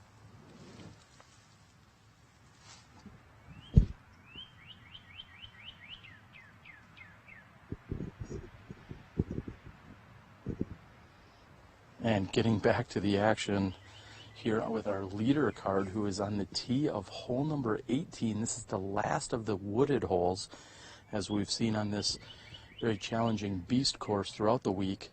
First 3 holes being open, the next 9 being quite wooded, including 2 par 5s. And then we'll move into the open areas, or less wooded areas is maybe a better way to put it, for the remaining 6 holes. James Conrad on a tear and currently in the lead at 29 under par. Big Germ, who is 6 under for the round, is at 28 under par. Miles Seaborn, also featured on the second card, is at 10 under par for the round.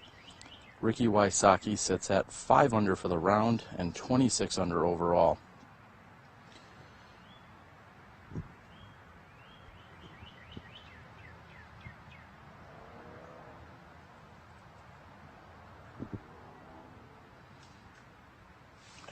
after a very light redirect.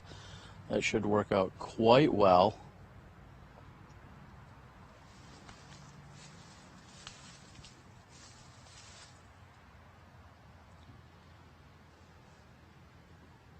Gregg Barsby lining up a forehand, and that's coming in just over us and lands in a really good position, left side fairway. Great shot by Gregg Barsby.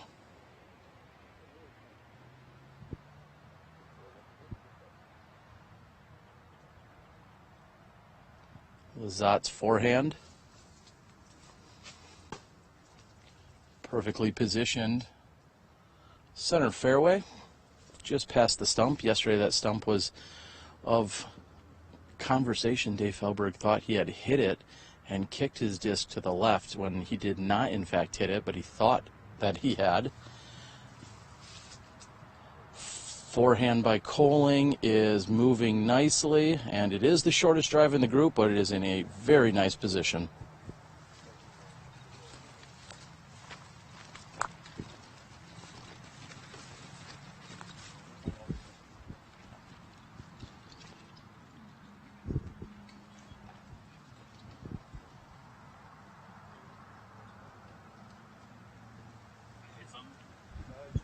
Right side, then rolled back down a little. It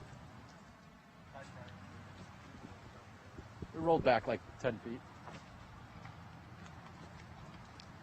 I mean, it was soft.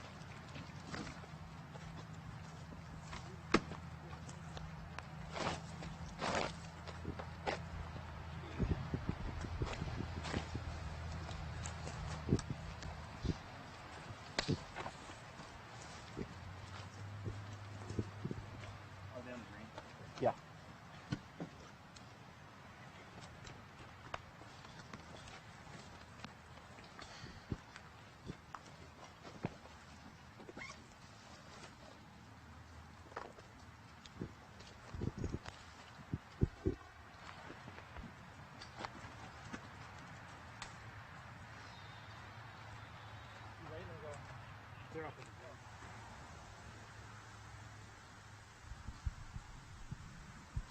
We have Miles putting for birdie.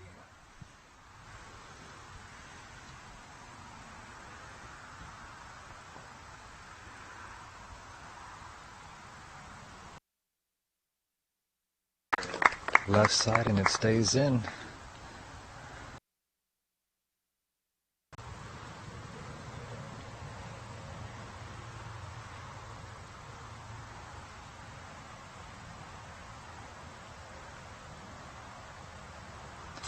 Mike Lytle from about 17 feet gets his birdie, and James Conrad will be putting out next for his birdie.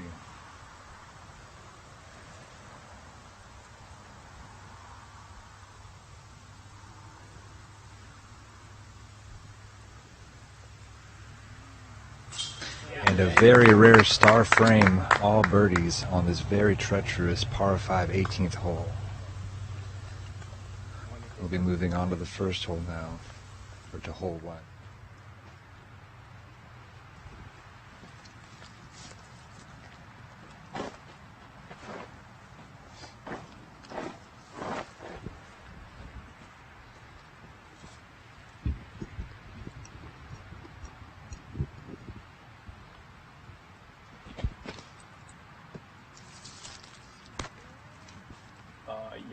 Very clean forehand there by Big Germ.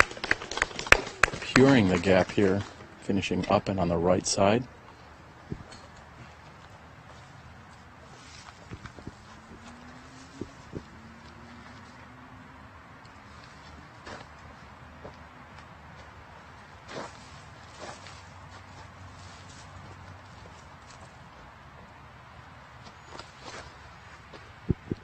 And Wysocki going with a roller, which just misses a cameraman.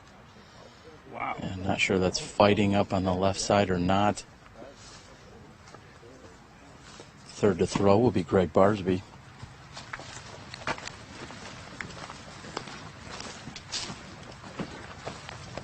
Correction, Simon Lizotte.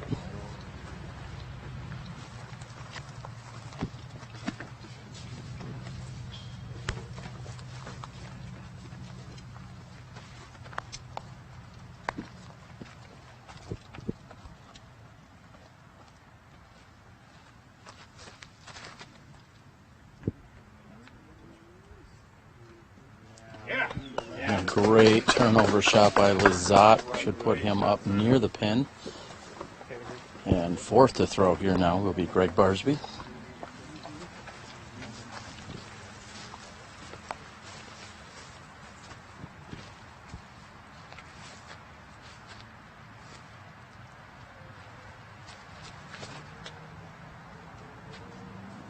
Barsby hoping for a skip. And it gets up and over. The crowd likes it. We're going to move down the fairway. We'll be back in a few moments.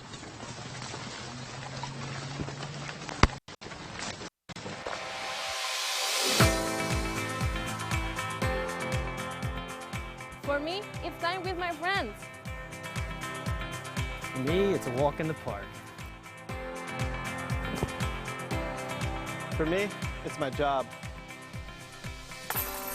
For me, it's fun.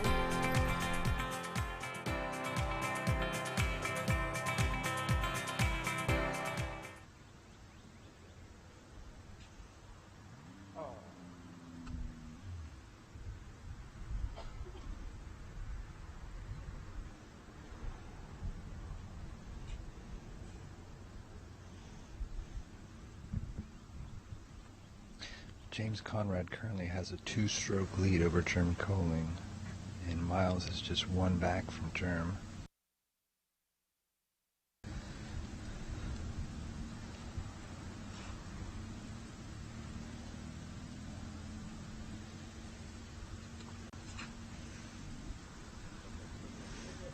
Looks like Miles throwing up to the open area to the left.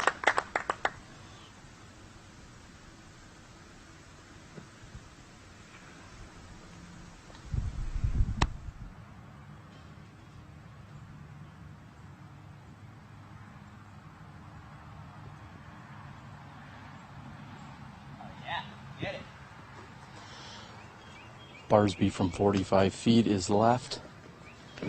Ricky Wysocki is off to the left side, looking straight up the hill, however, very obstructed. I'm not sure he's going to have any look at the basket from where he's at to make this putt.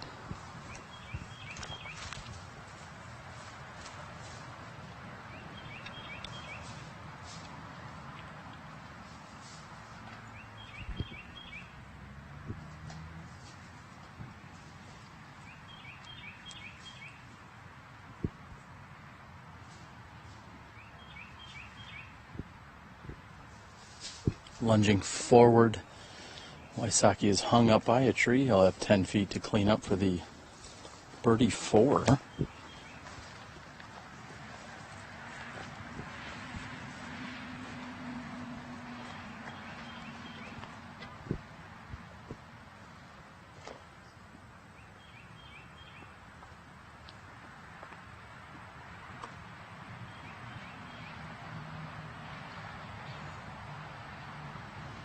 From just outside 40 feet. Lizotte is short and off the front of the cage. As Big Jerm walked up to his lie, he gave himself a little bit of a fist pump. He finds himself within 27 feet of the basket. You have a look at Eagle 3.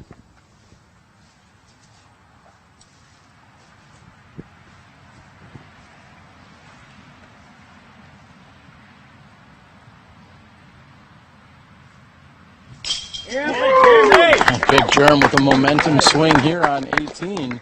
We're going to head out into the open holes in just a few moments. Gregg Barsby left with less than 15 feet, maybe 16 to 18 actually. Koling will move to 30 under par.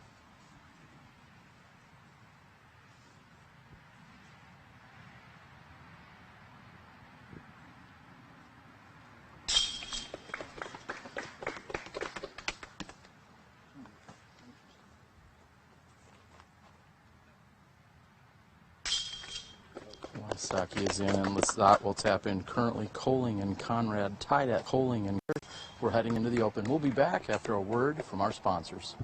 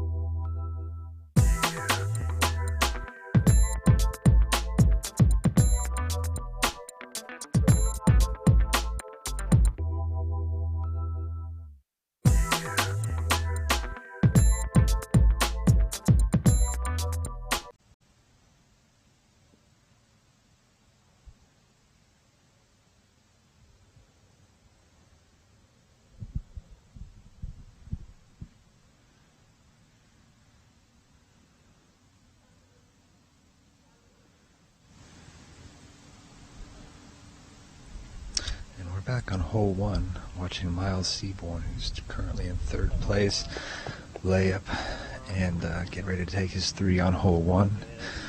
James Conrad, after having a misfire and hitting an early tree, threw a beautiful upshot that is going to leave him with a putt to scramble for his 3 to continue his charge and hold his place at the head of the leaderboard.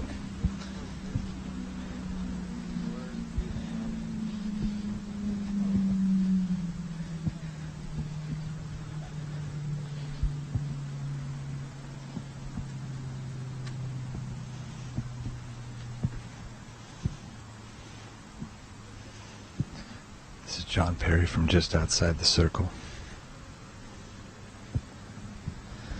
A little bit of a tailwind.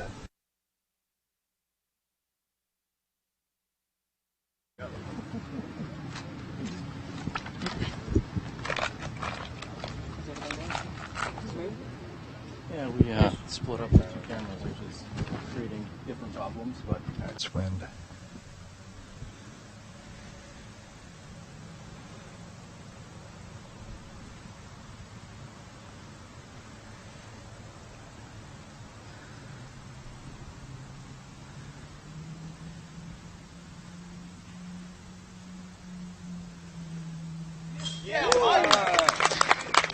As I mentioned before, Mike is our pub crawl champion, and clearly that's given him some extra juice out here on the course.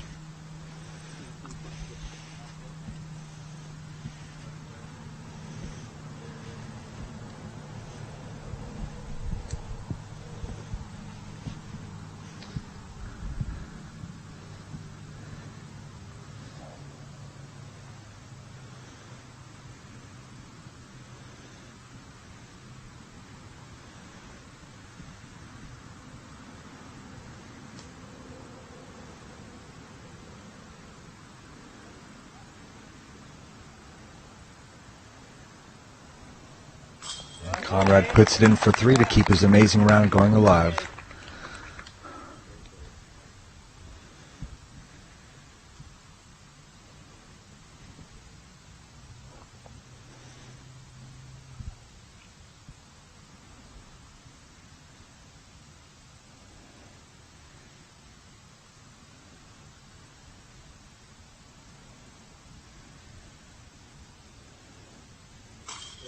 And Mile hits the left side chain to secure his 3 as well. And we'll see John Perry tap out for 4.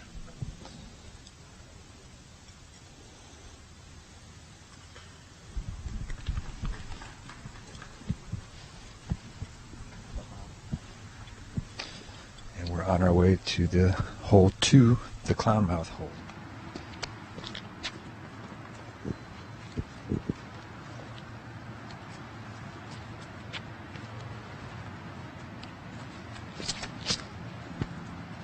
And after the eagle on hole number 18, Big Germ catches a tree left side, no more than 100 feet off the tee here on this par 4, 555-foot hole number 1.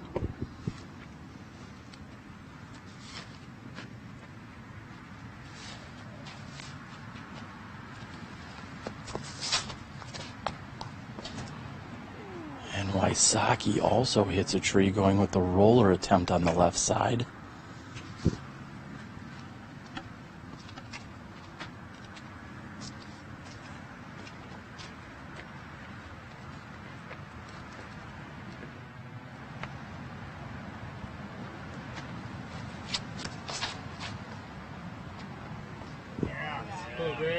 And Barsby goes right up the middle as it's fading left.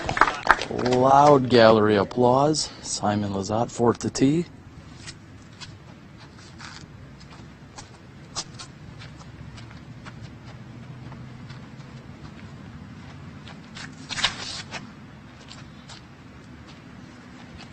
And Lizotte opts for the roller. And all sorts of people moving down the fairway, not really caring what we're doing. We've got women's coverage on hole 1. We'll be back with you in a moment.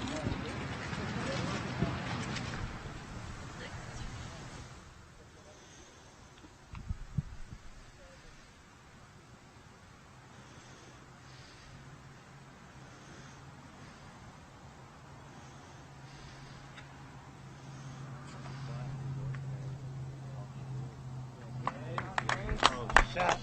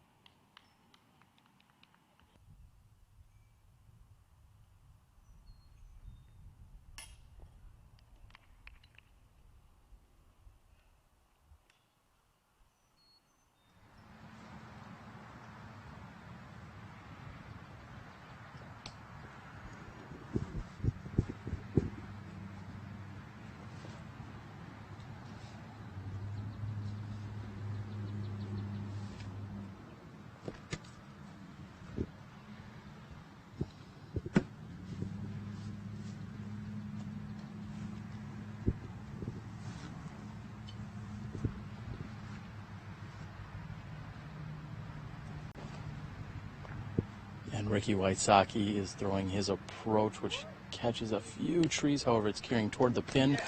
As you were watching the women's coverage, we saw Big Germ throw his approach shot to within 45 feet of the pin. So both Big Germ and Wysocki have now thrown their second shots. Barsby and Lizotte further down the fairway.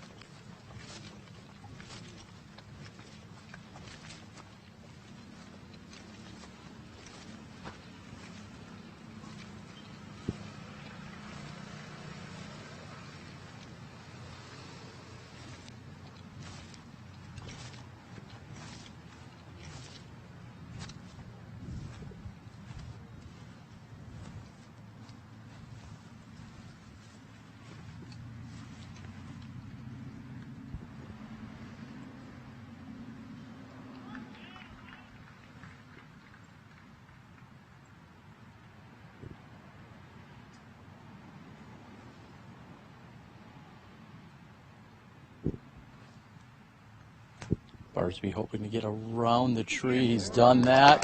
He'll have a tap-in birdie. Takes a sigh of relief. Lets out a little jubilous. Going to move on. This is Simon Lizotte, who's driven to about 10, maybe 12 feet short of the circle 2, meaning he's about 78, maybe 80 feet from the pin.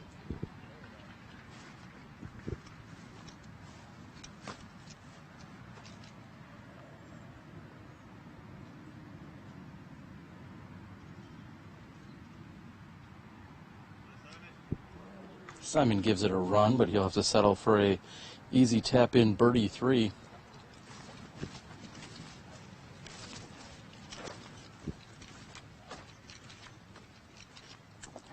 And Big Germ actually closer than I had thought from a few hundred feet back. Looks to be about 27 feet for the birdie 3.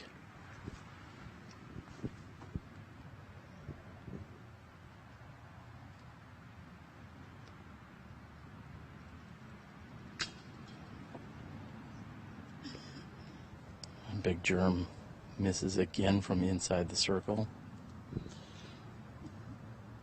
Ricky from 25.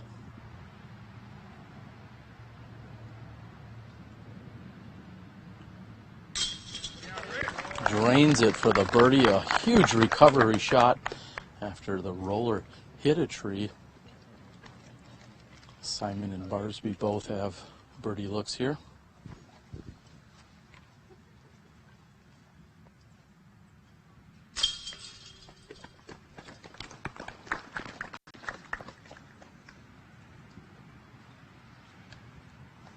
We'll have a very brief walk over to the next hole. Just a few to play. Stay tuned. You're watching live disc golf on the Disc Golf Pro Tour.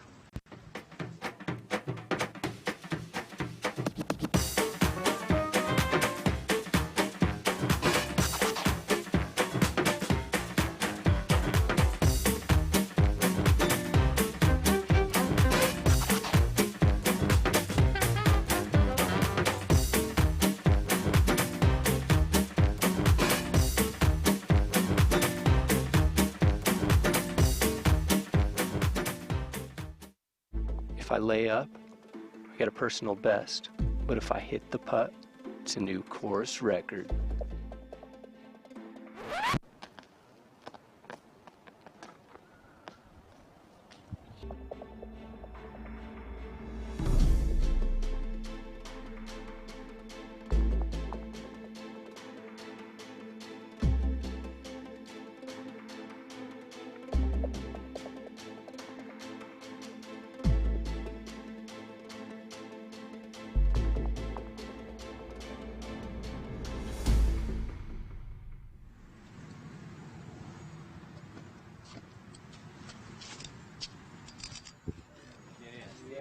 And on this 300 footer, Gregg Barsby with a smooth forehand. Wysocki's was left, maybe adjusting for the OB shot he had yesterday with a huge skip.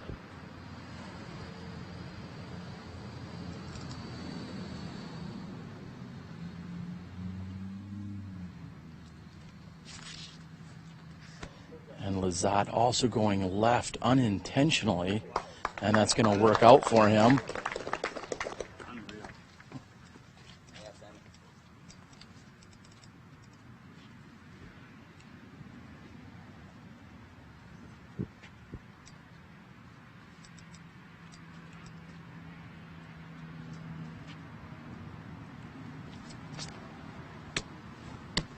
And Big Germ knows that he released early.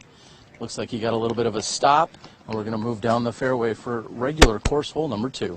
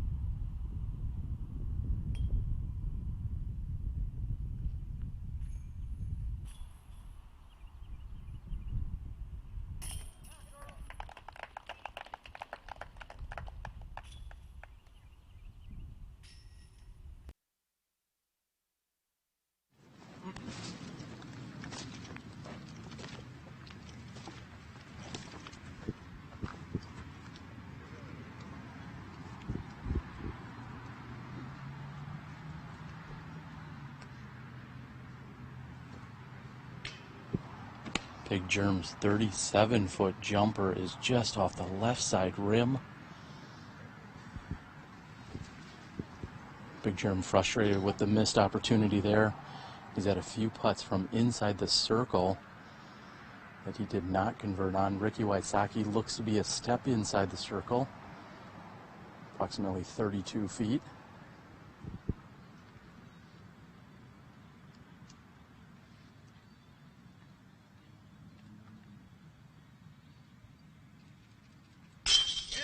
And the launch is up and in, definitely correcting from yesterday's 4 that he took after skipping OB long. Today playing it further to the right.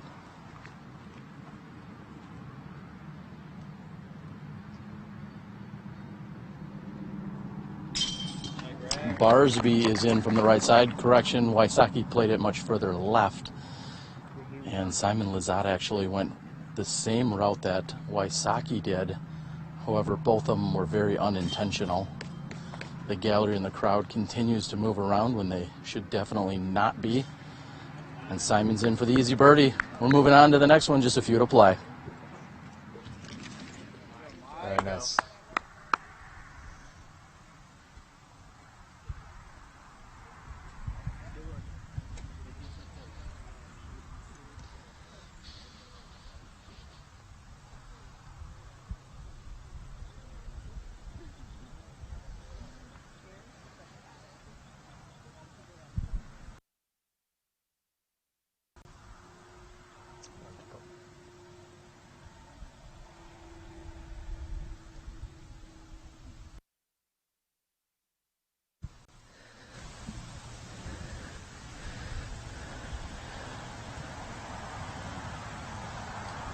on hole 3, watching James Conrad line up his upshot.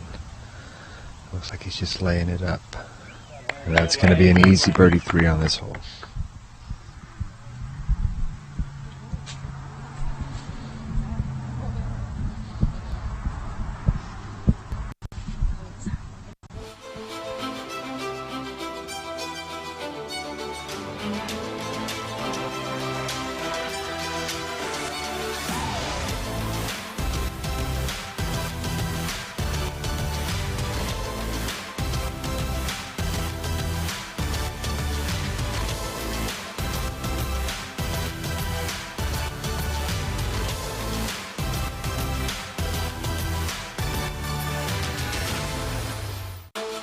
Having trouble finding the discs you're looking for?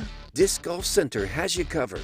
Your premier online retailer of disc golf discs and accessories features a live inventory of over 20,000 discs with the exact weight and color you're looking for.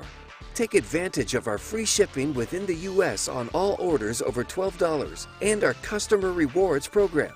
Visit discgolfcenter.com, the world's largest disc golf store. Having trouble finding...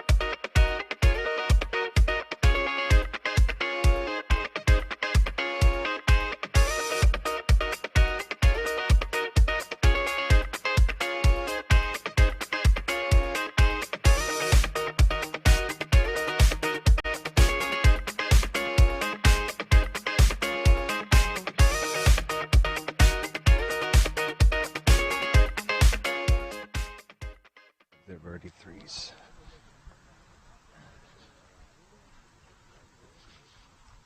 We'll tell them to get on that.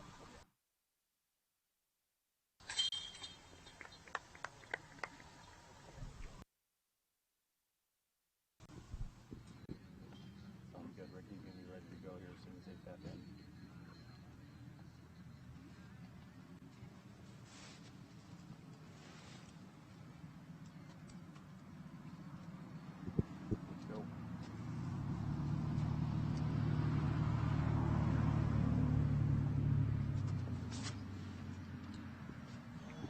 Ricky Wysocki with a backhand drive that is heading toward the OB. That's got to sit. And it does not. It has crossed the road, which of course is out of bounds. Gregg Barsby lining up a forehand off the tee. And Barsby hangs it out. It just about gets over the road. Obviously finishing back to the right, and a very well-placed shot by Gregg Barsby. Simon Lizotte looked at my scorecard on my phone a few moments ago. He had a few choice words and said nobody's making mistakes, and he needs to get moving right now. I think Simon Lizotte's looking to pick up a stroke here. And that's turned over, however, not enough air in it to fully pan out.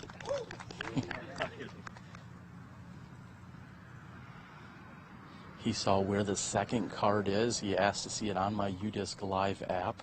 I showed him. He saw that Miles Seaborn and James Conrad are tearing it up, and he knows that he needs to get moving. And Big Germ so eloquently puts it out into the fairway right side. That should work nicely. We're moving down on hole 3.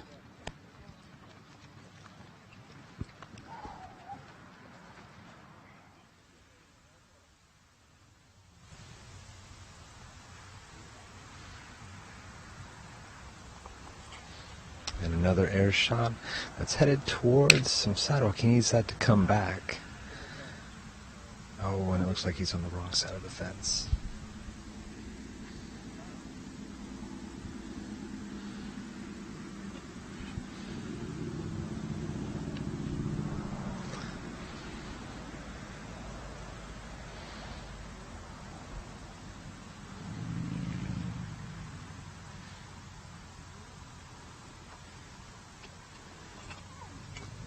Conrad opting for a high-speed driver. Most of the drivers I've seen him using are more fairway.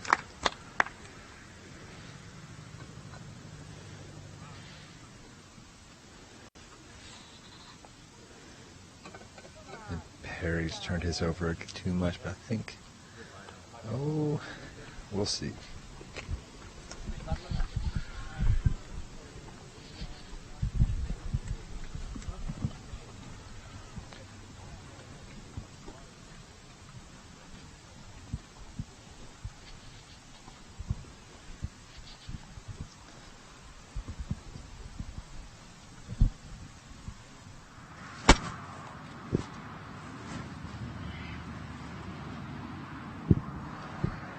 Big Germ with a high left forehand, hits near the pin, rolls a little bit, and sits down. Can't be more than 15 feet. He has a look of bewilderment on his face. I think that's normal, but a little more than usual here.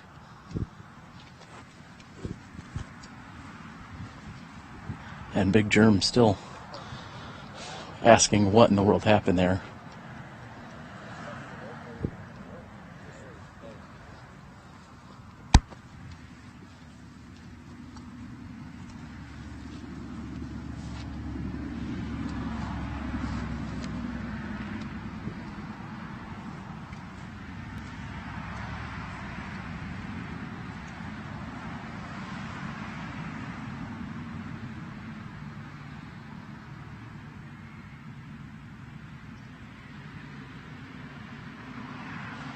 A very awkward stance here by Barsby, but it looks like he's executed well. Just a bit short. Ricky Wysocki will be eyeing up his inbounds shot as to where he will take it. However, it may be Simon Lizotte next to throw. We'll have to... Yeah, it is in fact Lizotte.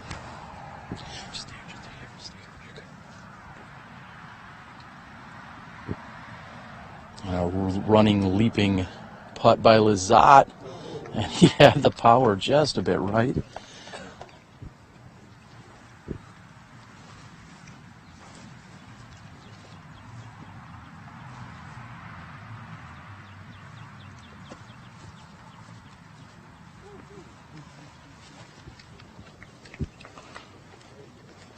And also a lunging putt by Wysocki.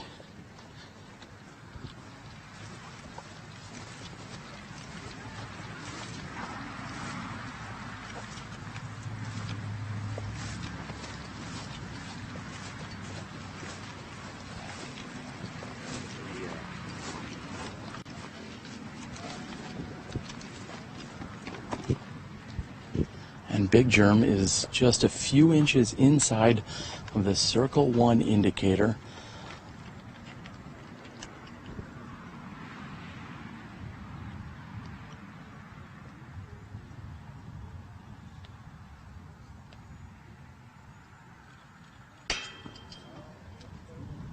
And another missed opportunity by Big Germ, again just inside the circle.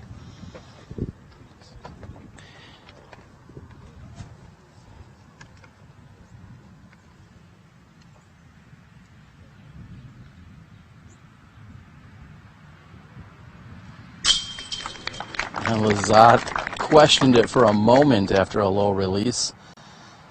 Wysocki for par.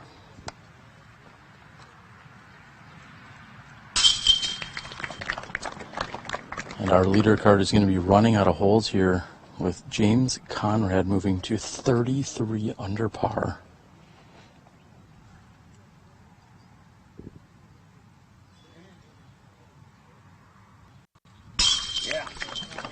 Barsby's in. Big Germ will have a tap in, and we're moving on to the very free to play.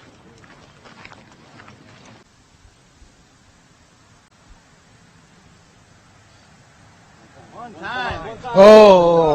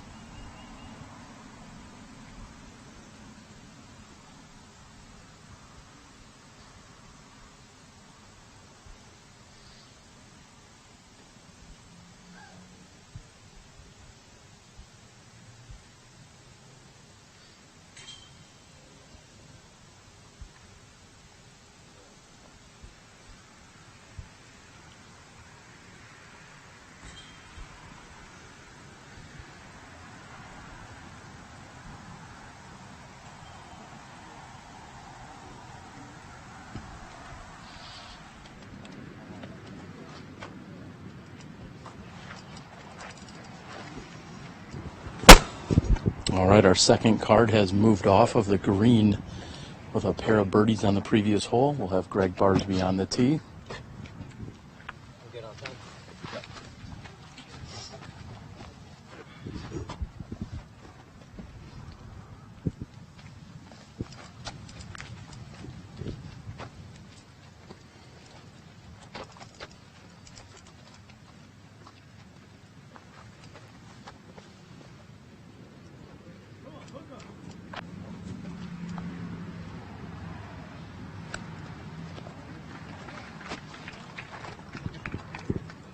Gregg Barsby with a stop after a slip on his foot.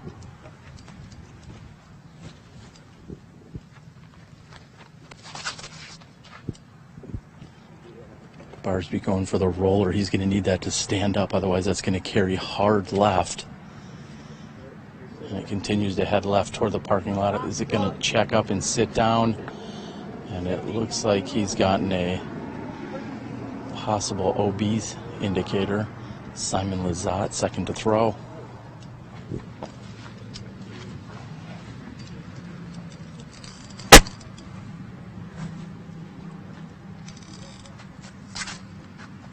And Lizotte winds up for an air shot. Could have used a little more turn on it, however, it's carrying toward the pin. Great shot. Wysocki lining up a roller.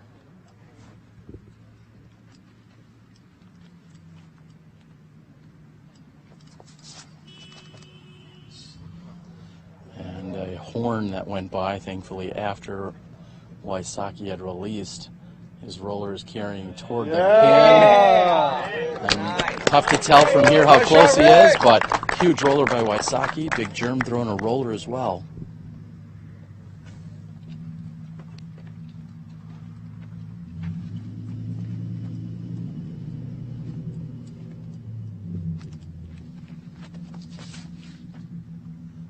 And Big Germ's looking for a stand up here. Barsby says, I like that angle. And we've got a long walk here on this par 4. And we'll be back in a few moments.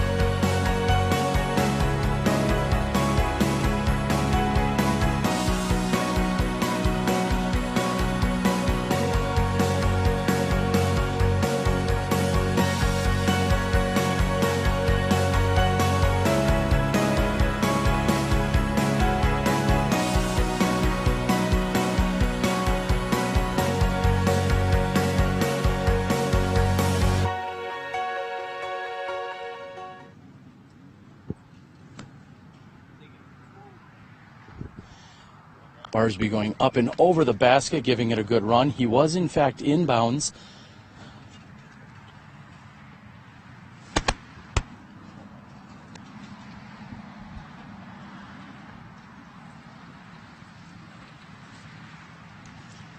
James Conrad has a major obstacle in his way. The only thing possibly preventing him from the win right now is getting through cleanly on hole 17 the way he's been playing today. I would anticipate he'll do just that if he can get past hole 17 in what I would say a par or better. I'm going to call this James Conrad's tournament.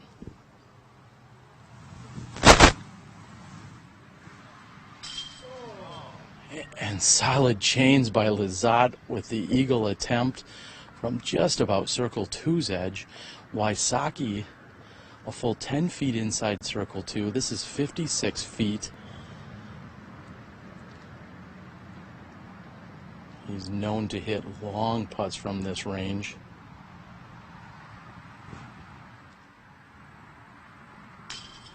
And he hits left chain, just not enough. If Big Germ has any chance to win this tournament, he's going to need to convert on the eagle here. He's looking at 37 feet. His putting has struggled today.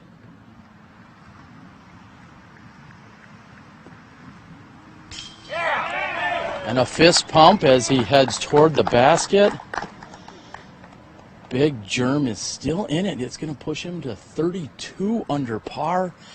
However, Conrad is driving hole 17, or the 17th hole of the day.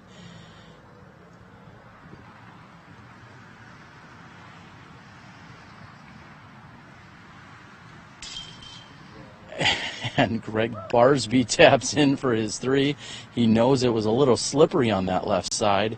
We're going to see both Wysocki and Lizotte. They're in for 3s, so they card the birdies. However, Koling is not down and out yet as he moves to 32 under par. We'll be back with just 2 holes to play.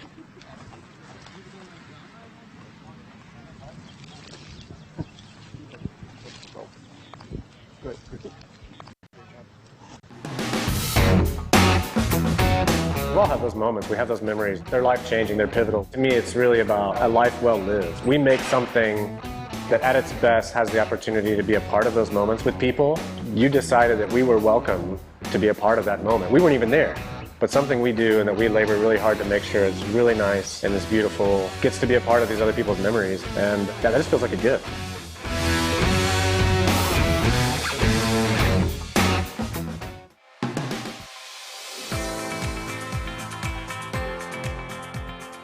For me, it's time with my friends. For me, it's a walk in the park. For me, it's my job. For me, it's fun.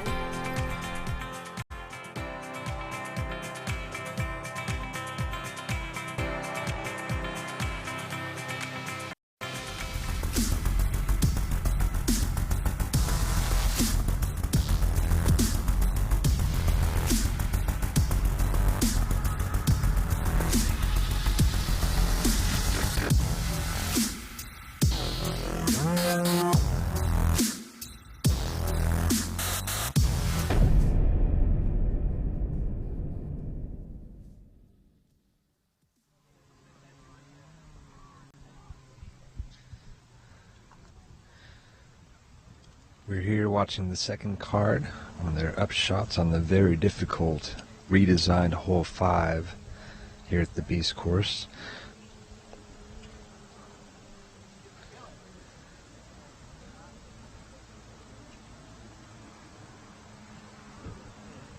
Perry throwing into the water.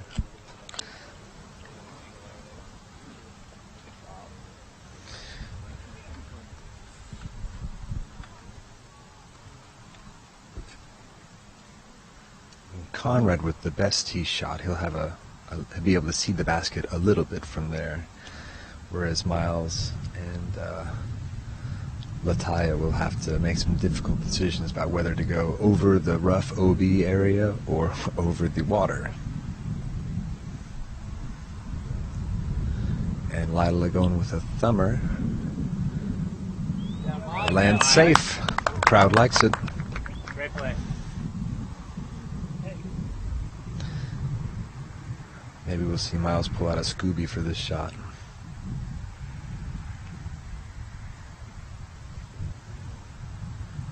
Is that a Scooby or a grenade? That's the question. It's our tournament director, Ryan Draper.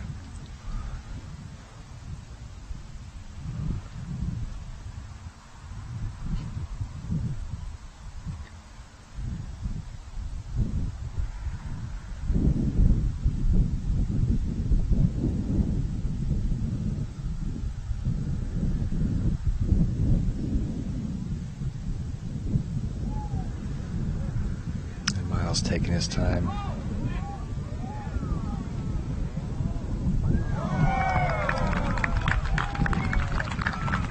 There's some background noise as Eagle McMahon almost aced hole 6 over the pond. What's the distance on that hole? Oh, it's only 492 over water the whole way. Has the ace pop been hit this tournament? I don't think so. And Miles with the Scooby, center of the fairway.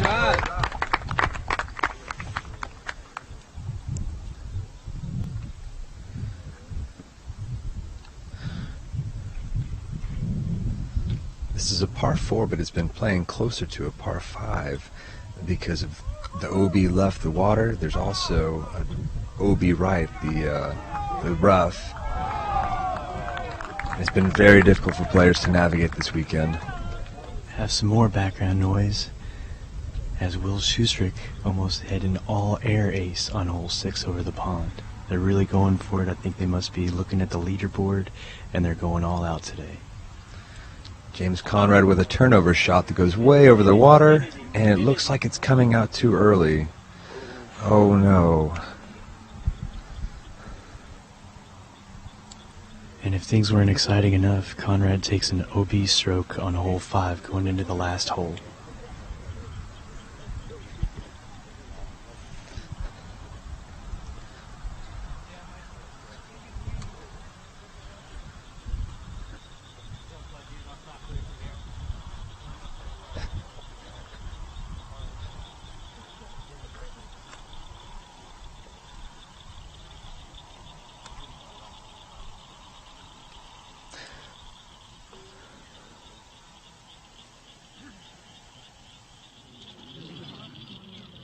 So I can commentate on both.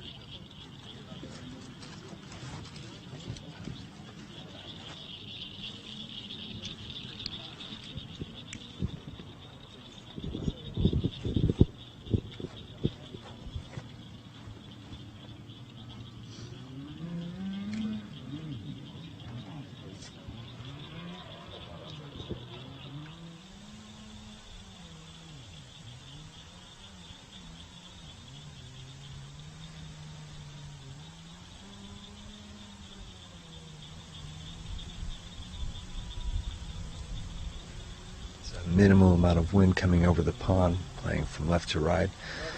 And Conrad throws his upshot into the circle. He'll be settling with a circle 5 on this hole.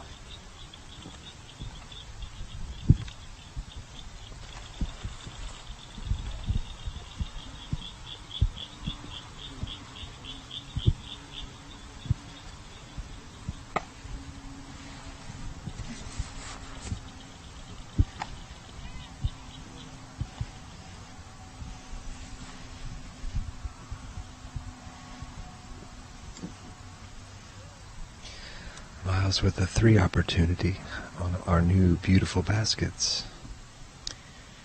Yeah, these baskets were part of a sponsorship, our title sponsorship with Dynamic Discs.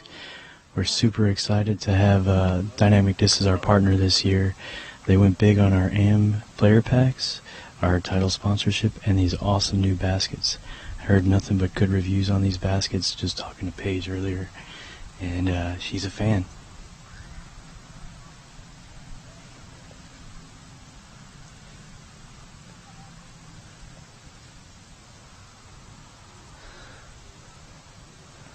Lida lays up.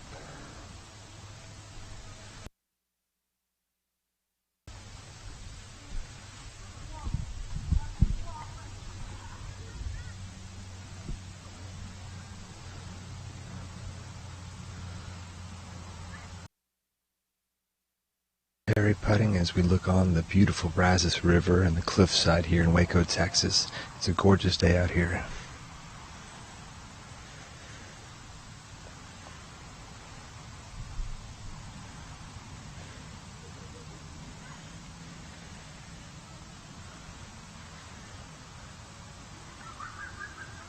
Jerm has a little life in him here as James Conrad has thrown his second shot OB, and that is heading down toward the water. It checks up and gets the green flag. moment ago, I saw James Conrad tap out here on the 17th hole. Gregg Barsby on the tee.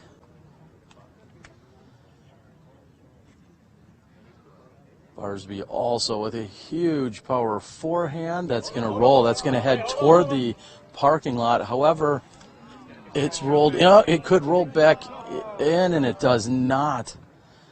The red flag came out as it was still heading back toward the inbounds area. However, it stables up and goes OB.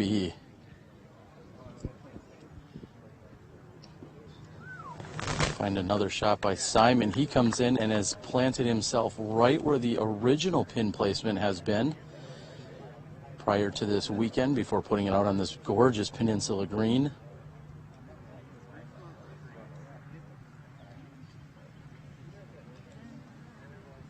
Wysocki lining up a backhand shot. We'll see if he's going aggressive to go up and over. And he does. He goes with a hyzer, which is a very alternative route. He's flirting with the OB as it's coming back. And we did not see it come through. That will end any chance that Wysocki may have at winning this event. I do not believe he made it to the long side green, which means he'll be throwing from a very obstructed right side fairway. I can't even begin to think how many strokes that may cost him. He's going to confirm with the spotter as to if he ever crossed the inbounds area. He's doing that now. And I'm not sure what the crowd or spotter are going to say. It looks like they're giving him the spot from the right side.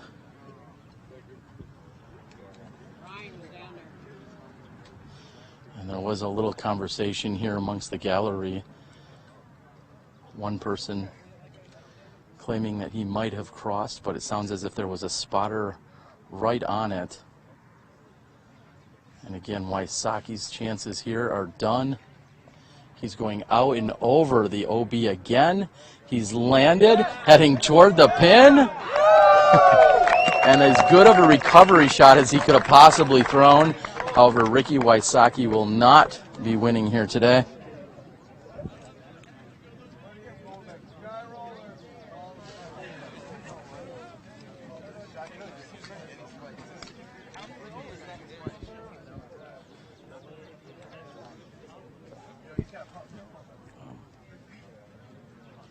And as the gallery moves down, Big Germ has a few huge shots left.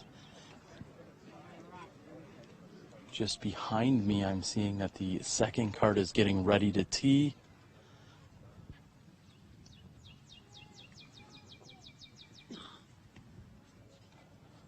And Big Germ is waiting. It looks like our entire lead card is going to stand down for a moment while the second card throws their tee shots. They're no more than 100 feet from where we are currently positioned. Very sizable gallery out here taking in the action live and in person.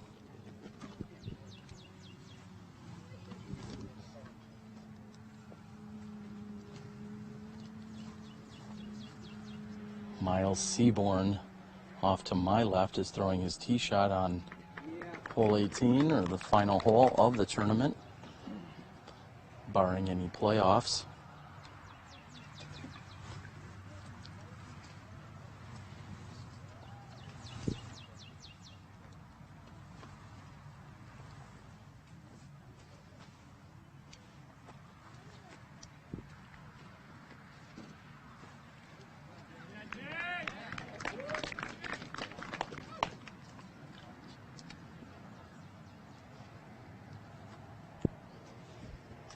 James Conrad teeing off on his final hole of the tournament with a one-stroke margin of lead right now.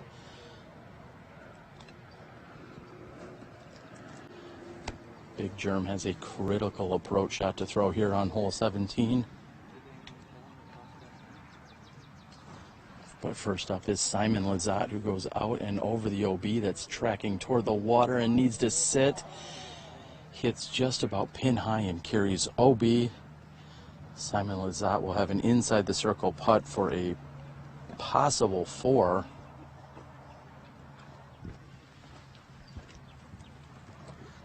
Gregg Barsby will get a spot. Looks as if he is indicated by one of the many volunteers by the hat, letting us know where he went out of bounds. I'd like to thank all of the staff, tournament volunteers, and everyone else for being out here this week. Great action here in Waco.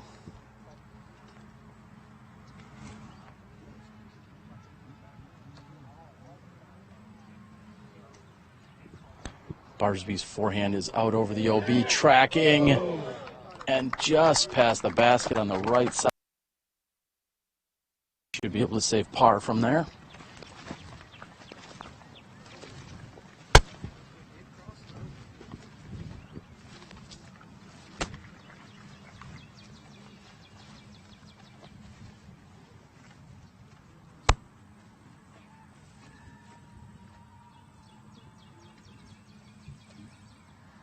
And Big Germ also heading toward the pin.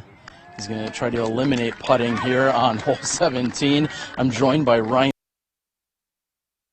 You ask for a more exciting finish. We've got action on both cards 1 and 2. Who's going to pull this off?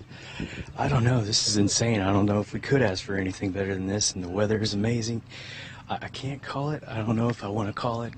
I'm looking at Conrad just blowing up this course, making it look easy, and I promise, folks, this is not an easy course. Do you think there's no chance of helicopter back? Because, I mean, the way it was flying, And Ricky Wysocki is trying to clarify as to if there's any way. not cross, I think. I don't know, but... So we were standing right here. Okay. It went so right about there. Right through that. Okay. Again, Ricky getting clarification as to if his shot ever crossed the inbounds area. Again, we were not at the tee area. I'm guessing he called a provisional shot before he threw from the right side fairway. And once he got down here, he further clarified, and he was notified that he did not ever cross the inbounds area, so his initial shot will stand. And now he's looking just about at circle's edge. This is Ricky Wysocki.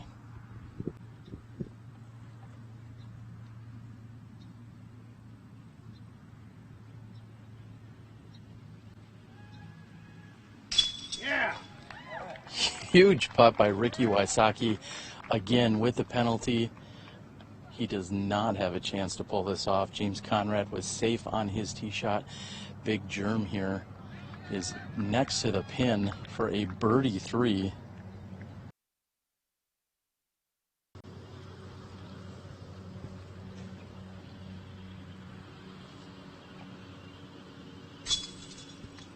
And Lizotte is in.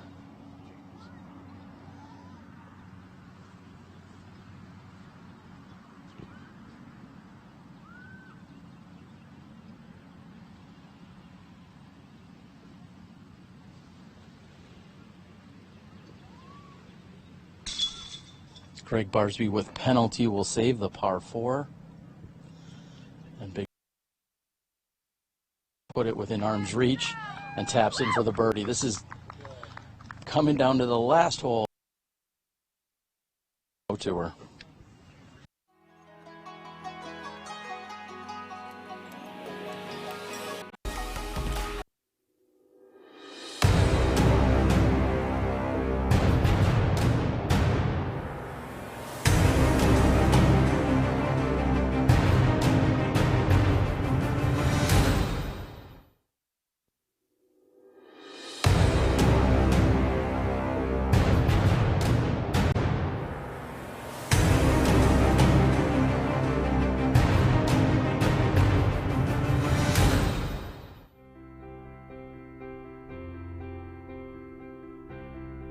Achieving greatness requires hundreds of days of preparation, which is why the people at Vibram have worked for over 3 years to make their first ever distance driver the longest and straightest in the game. Introducing the new Vibram Lace, helping you achieve your greatness.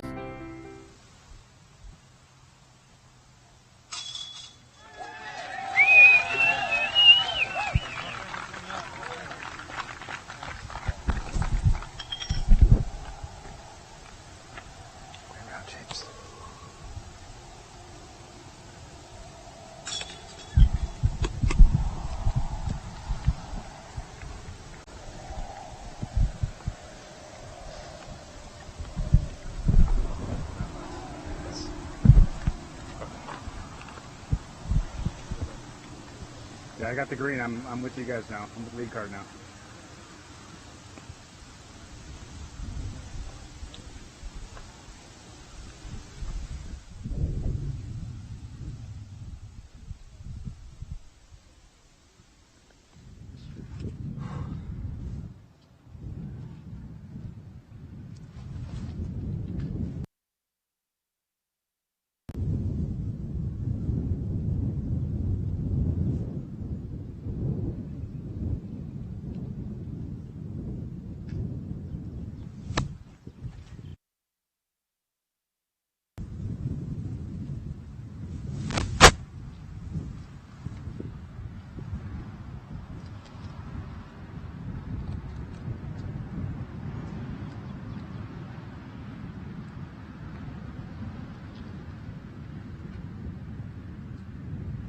And the biggest drive of the tournament is right here with Big Germ. If this is clear and in, he's going to have a long shot at eagle from there. James Conrad had tapped in for the birdie. James Conrad sitting at 34 under par. If Germ can make that putt, he will win the tournament outright.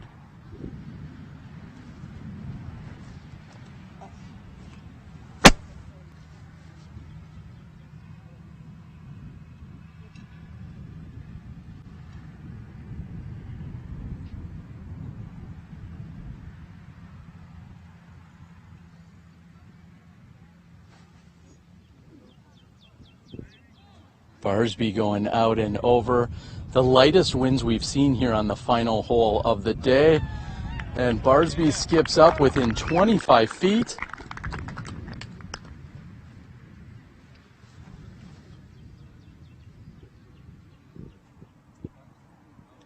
Big Germ will be faced with a long eagle putt. If he can make that, he will win. If he simply birdies, this will go into extra holes. That is short. Unfortunately, the two holes with the least amount of trees on the course seem to give us some of the most trouble in terms of our signal. But stay tuned. I think we're going to go into extra holes here if Big Germ does not convert on the eagle putt.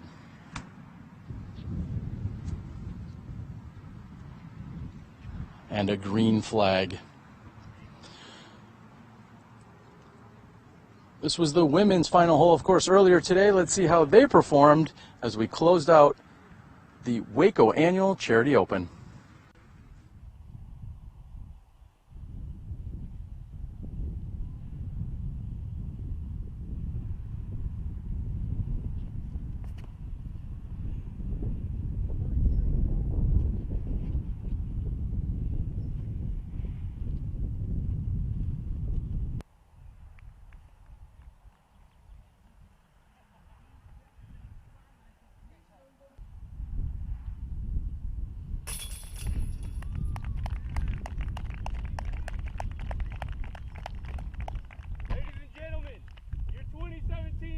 Waco Annual Charity Open, presented by Dynamic Disc Champion. For the Women's Open Division, Paige Pierce.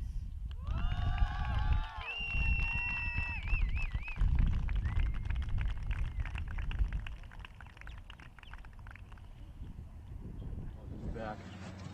Johnny, just count me in.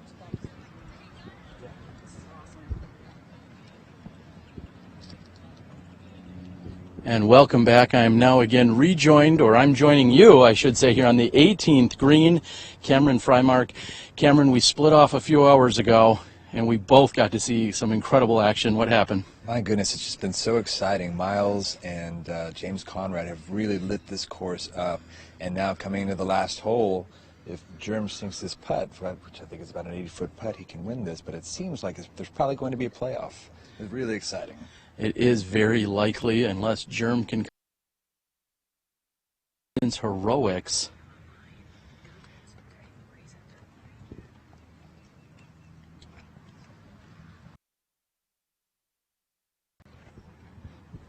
And all of the players are taking a look again. Big Germ, the only one left to possibly win this. If he can convert on the long eagle attempt.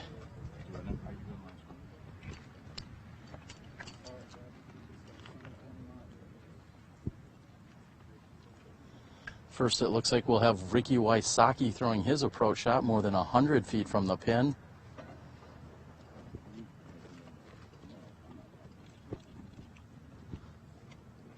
And Ricky will settle for a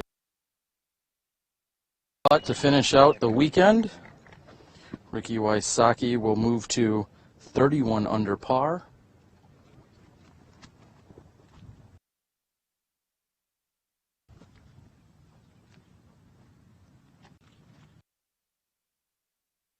It's fluttering in the wind and goes just past the basket. Ryan Draper, what is the playoff situation here if this moves into one? So we set up a playoff rotation of hole 3, 4, 5, and 6. All right, there it is. This is Big Germ for the win. Or the layup playoff. All right, so again, where are we going to be heading? We're going to go to hole 3 to begin our playoff, and we're going to do a continuous loop until somebody wins a hole 3, 4, 5, and 6. All right. Gregg Barsby has a short tap in here.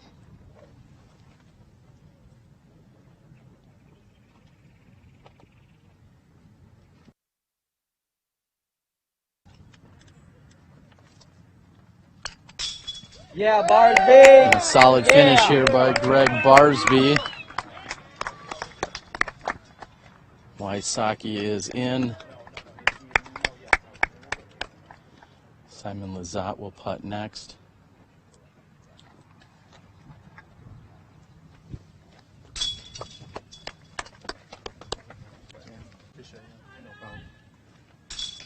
And Big Germ. All right, Cameron, we've got extra holes that we're going to move into. This is not over. Big Germ finishes with the birdie, and we're going to round up James Conrad coming off that second card, and we're going into a little bit of overtime. We'll see you guys in a few moments. We'll be back after a word from our sponsors as we move to the playoffs starting on hole number 3.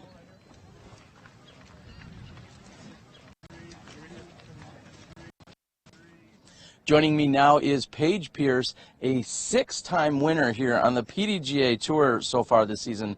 6 for 6. How does that feel? It feels really good. I just hope I could keep it going. 2 for 2 on the Disc Golf Pro Tour. A great win at the Memorial, and now here we are in your home state of Texas. A little extra love and support while you were here? Yeah, I would say so. Definitely. You know, the whole DD crew's here supporting me, and, you know, a lot of people that I've kind of grown up playing with, or, you know, just in the disc golf community. I've known all these people since I was probably 14 or so.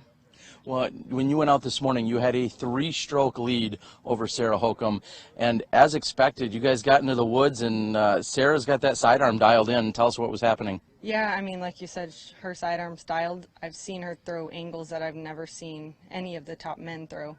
So it's hard to keep up with her in the woods for sure, especially when I'm throwing errant shots and kind of grip blocking. So I managed to get out of there, you know, without too much damage, and then, you know, got out to the open and felt a little bit more confident. At one point, she actually gained the lead on you. She made the deficit up and then gained the lead on you. What were you thinking as you were just about to get out into the opening? Yeah, I didn't know if she did or not, but, you know, I knew it was really close, if not. And, you know, I was a little bit nervous, I will admit. You know, I was just like, come on, you got to get the momentum back, because I don't really keep track of scores, but I knew she was on the box, and if she's on the box, that and you know, I was just like, get the box back and stay there, basically. What would you say was the turning point of the entire round?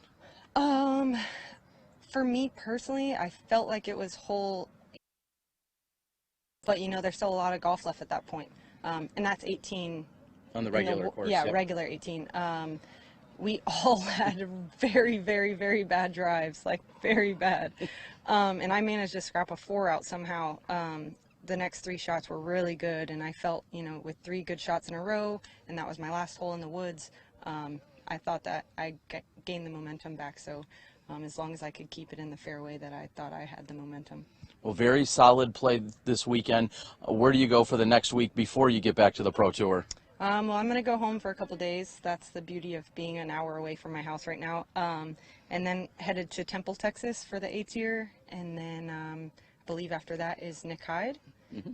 and then Texas States, and then Arkansas, and then Texas Women's, and then an off week for Madison's birthday. That's awesome. And then the whole summer tour starts.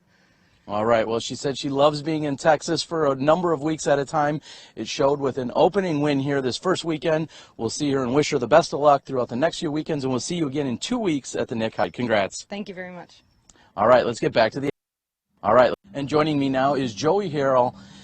Joey, talk a little bit about the history and everything that's taken place here for the amazing disc golf scene that you guys have here in Waco. Sure. We started this tournament 21 years ago.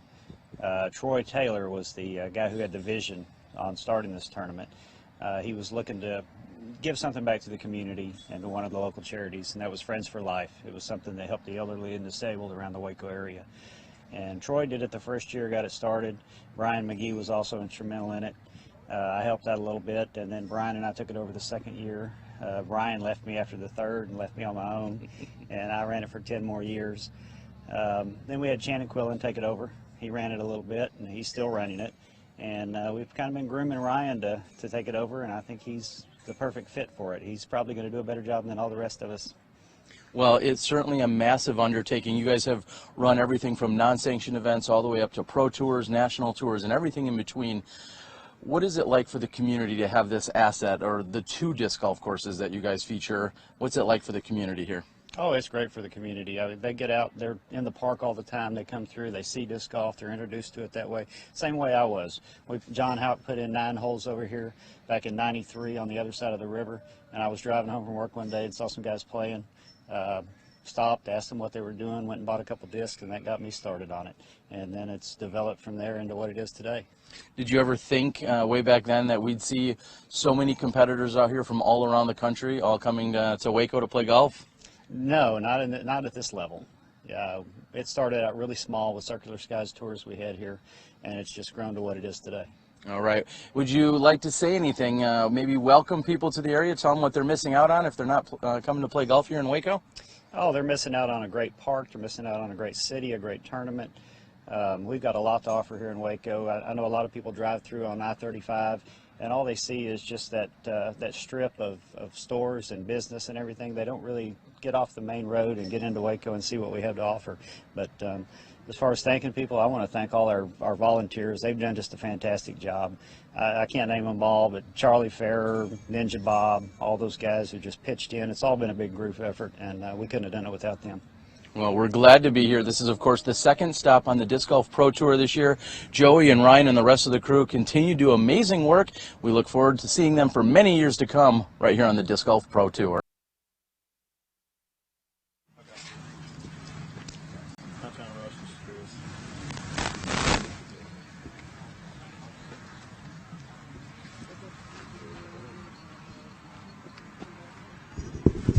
And welcome back. We are here and just about to start the playoff, joined by Cameron Freimark. And Cameron, holes 3, 4, 5, and 6 in that order until this is taken care of.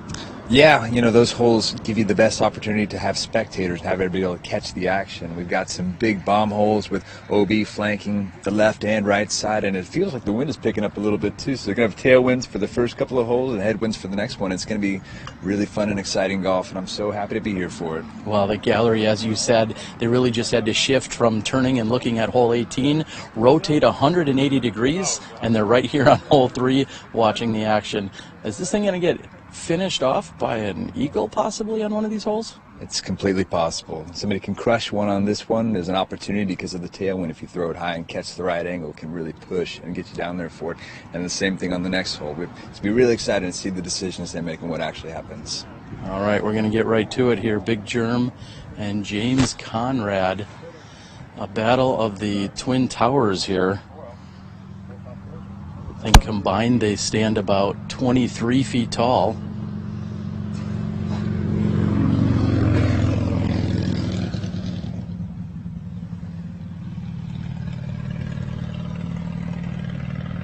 I'm not sure what the holdup is at the moment. I don't know if we're waiting on it some official capacity. I'm not sure. Exchange some.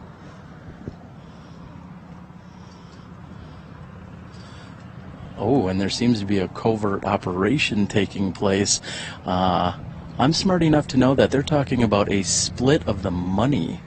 I'm not going to say that in any official capacity, of course, but I think they're having that conversation as to whether or not there may be a split of the money.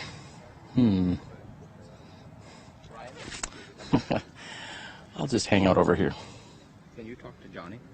We are live and waiting on what's going on. Steve Dodger, Pro Tour Director. Steve, what do you got for us? So a lot of times when two players tie, you have a playoff.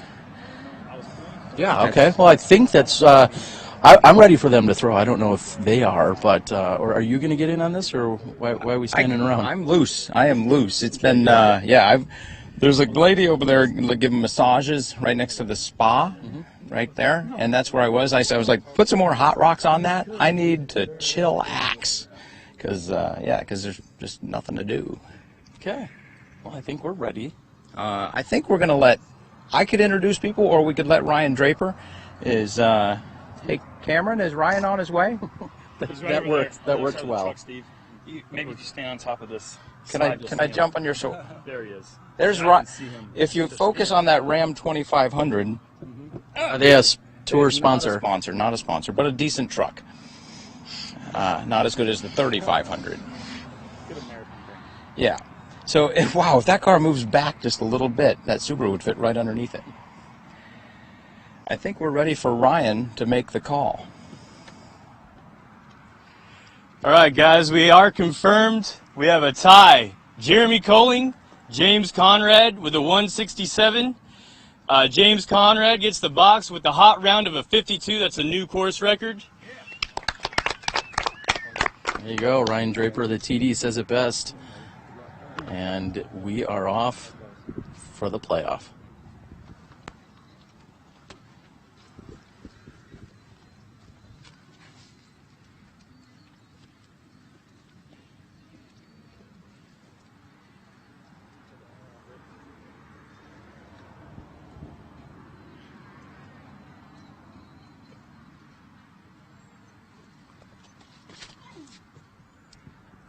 And James Conrad getting everything into that. That's checking up nicely. It's going to finish short of the OB. Will it sit?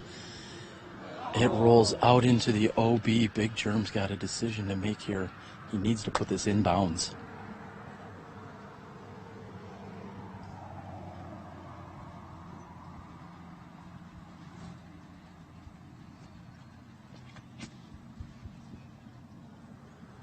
Big Germ opts for the forehand. He knows it's in bounds. Hits off the tree. However, he should have an easy approach up and down from there. We're going to see if there's any heroics left in James Conrad. Yeah, he still might have a look at a putt from there. He might be able to still get his circle 3. It'll be a big putt. And Germ's going to have to contend with that tree. This is still this playoff isn't over yet. Again, James Conrad with the honors. It looked like it was going to come in and stay safe. However, at the last moment, trickled out of bounds. This playoff right now looking like it might be just a single hole. James Conrad has a little work to do. Steve, what's going on here? It sounded like James had some trouble on the first shot. I didn't see it. I was trying to get a file to Johnny, but I'm having trouble. We can get our correct files over to Johnny V back at the controls. We're moving down the fairway here. Again, James Conrad just slipping out of bounds. Big Germ, if he can get up and down, will put himself at least in a push position here. In worst case scenario, if he takes the birdie, James Conrad will have to throw one in from a long range to save the circle 3.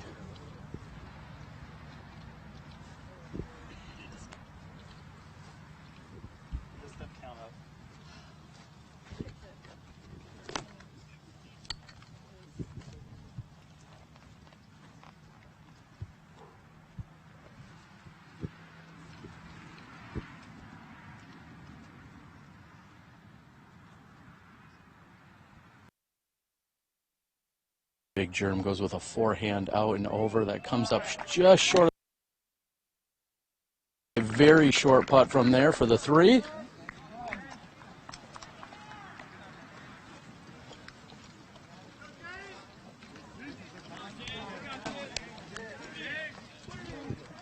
The gallery gets louder as we're moving down. They know that James Conrad is going to have to throw this in for any chance here to extend this playoff.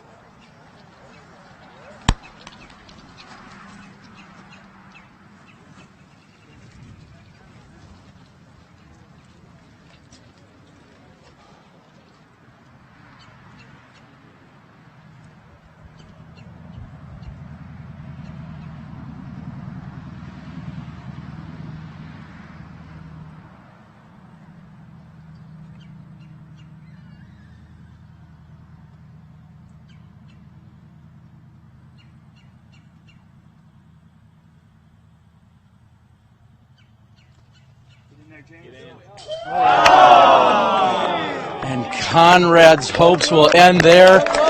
Great run from 60 feet.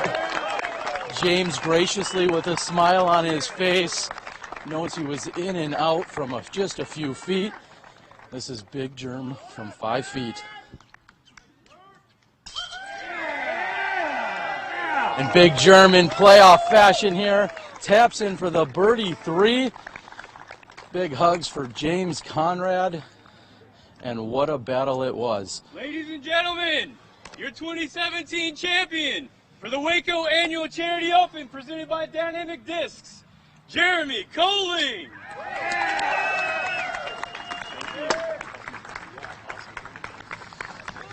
Hey, buddy. How you doing, man? Good. Cameras are. Huge gallery. Lots of people watching online. Tell us, how does it feel? Man, it was looking bleak there coming at the end. James was just killing it, man. What a round he shot today, and you know, he really put the pressure on from second card. I made a mistake this morning. I said if I shoot a hot round on lead card, I was going to win it, and James proved that you know, it's not always that safe. It's not always that easy. So I mean, he killed it and put the pressure on us, and you know, I can't believe that I ended up this way, and man, it's been awesome tournament from beginning to end. The staff and the spectators and everything out here is just, I love this course, and man, it feels so good right now. It's awesome. Earlier in the round, you let a few short putts slip by. You could tell you were frustrating. How did you regain your focus to come down the stretch and ultimately get the win? You know, it's tough to say. You know, I certainly let some of those go, and I was, like I said, I was focused on my card, and I was doing the things I say not to do. I was focused on, you know, where I was versus the people on my card, and I started to get complacent. I had a 4-stroke advantage on a couple of guys on the card, and I thought that was going to be good enough. I could just sail, and it doesn't work that way, and you got to be not in attack mode, but you have to be out there getting it done every hole, and I let a few slip, but as soon as I realized where I was in the tournament, it got me refocused, and back and tie and winning the playoff. Walk us through the last hole, or shall I say the playoff hole. You watched him go first, you watched him throw OB. What were you thinking? Well, regardless of where his drive was going to go, I wasn't going to change my game plan. Putt for 2, I was just going to have to be more aggressive with my shot because I hadn't practiced that shot all week, and I wasn't about to try something new. So, I mean, regardless of the result of his shot, I wasn't going to change anything. So, I'm just a bit unfortunate of his last second, it just kind of scooped and rolled out of bounds for James, and he gave it a great bid on this putt. But, you know, it's just today forcing smiles on my side. So. Well, your world's doubles partner in Paige Pierce, also victorious, perfect on the season. Anything about the game as she was charging? She could have been hanging with the men this weekend. Oh yeah, no doubt, no doubt. Paige's game is outstanding, and like she said, she's not going to lose this year. I know there's some people that think differently, but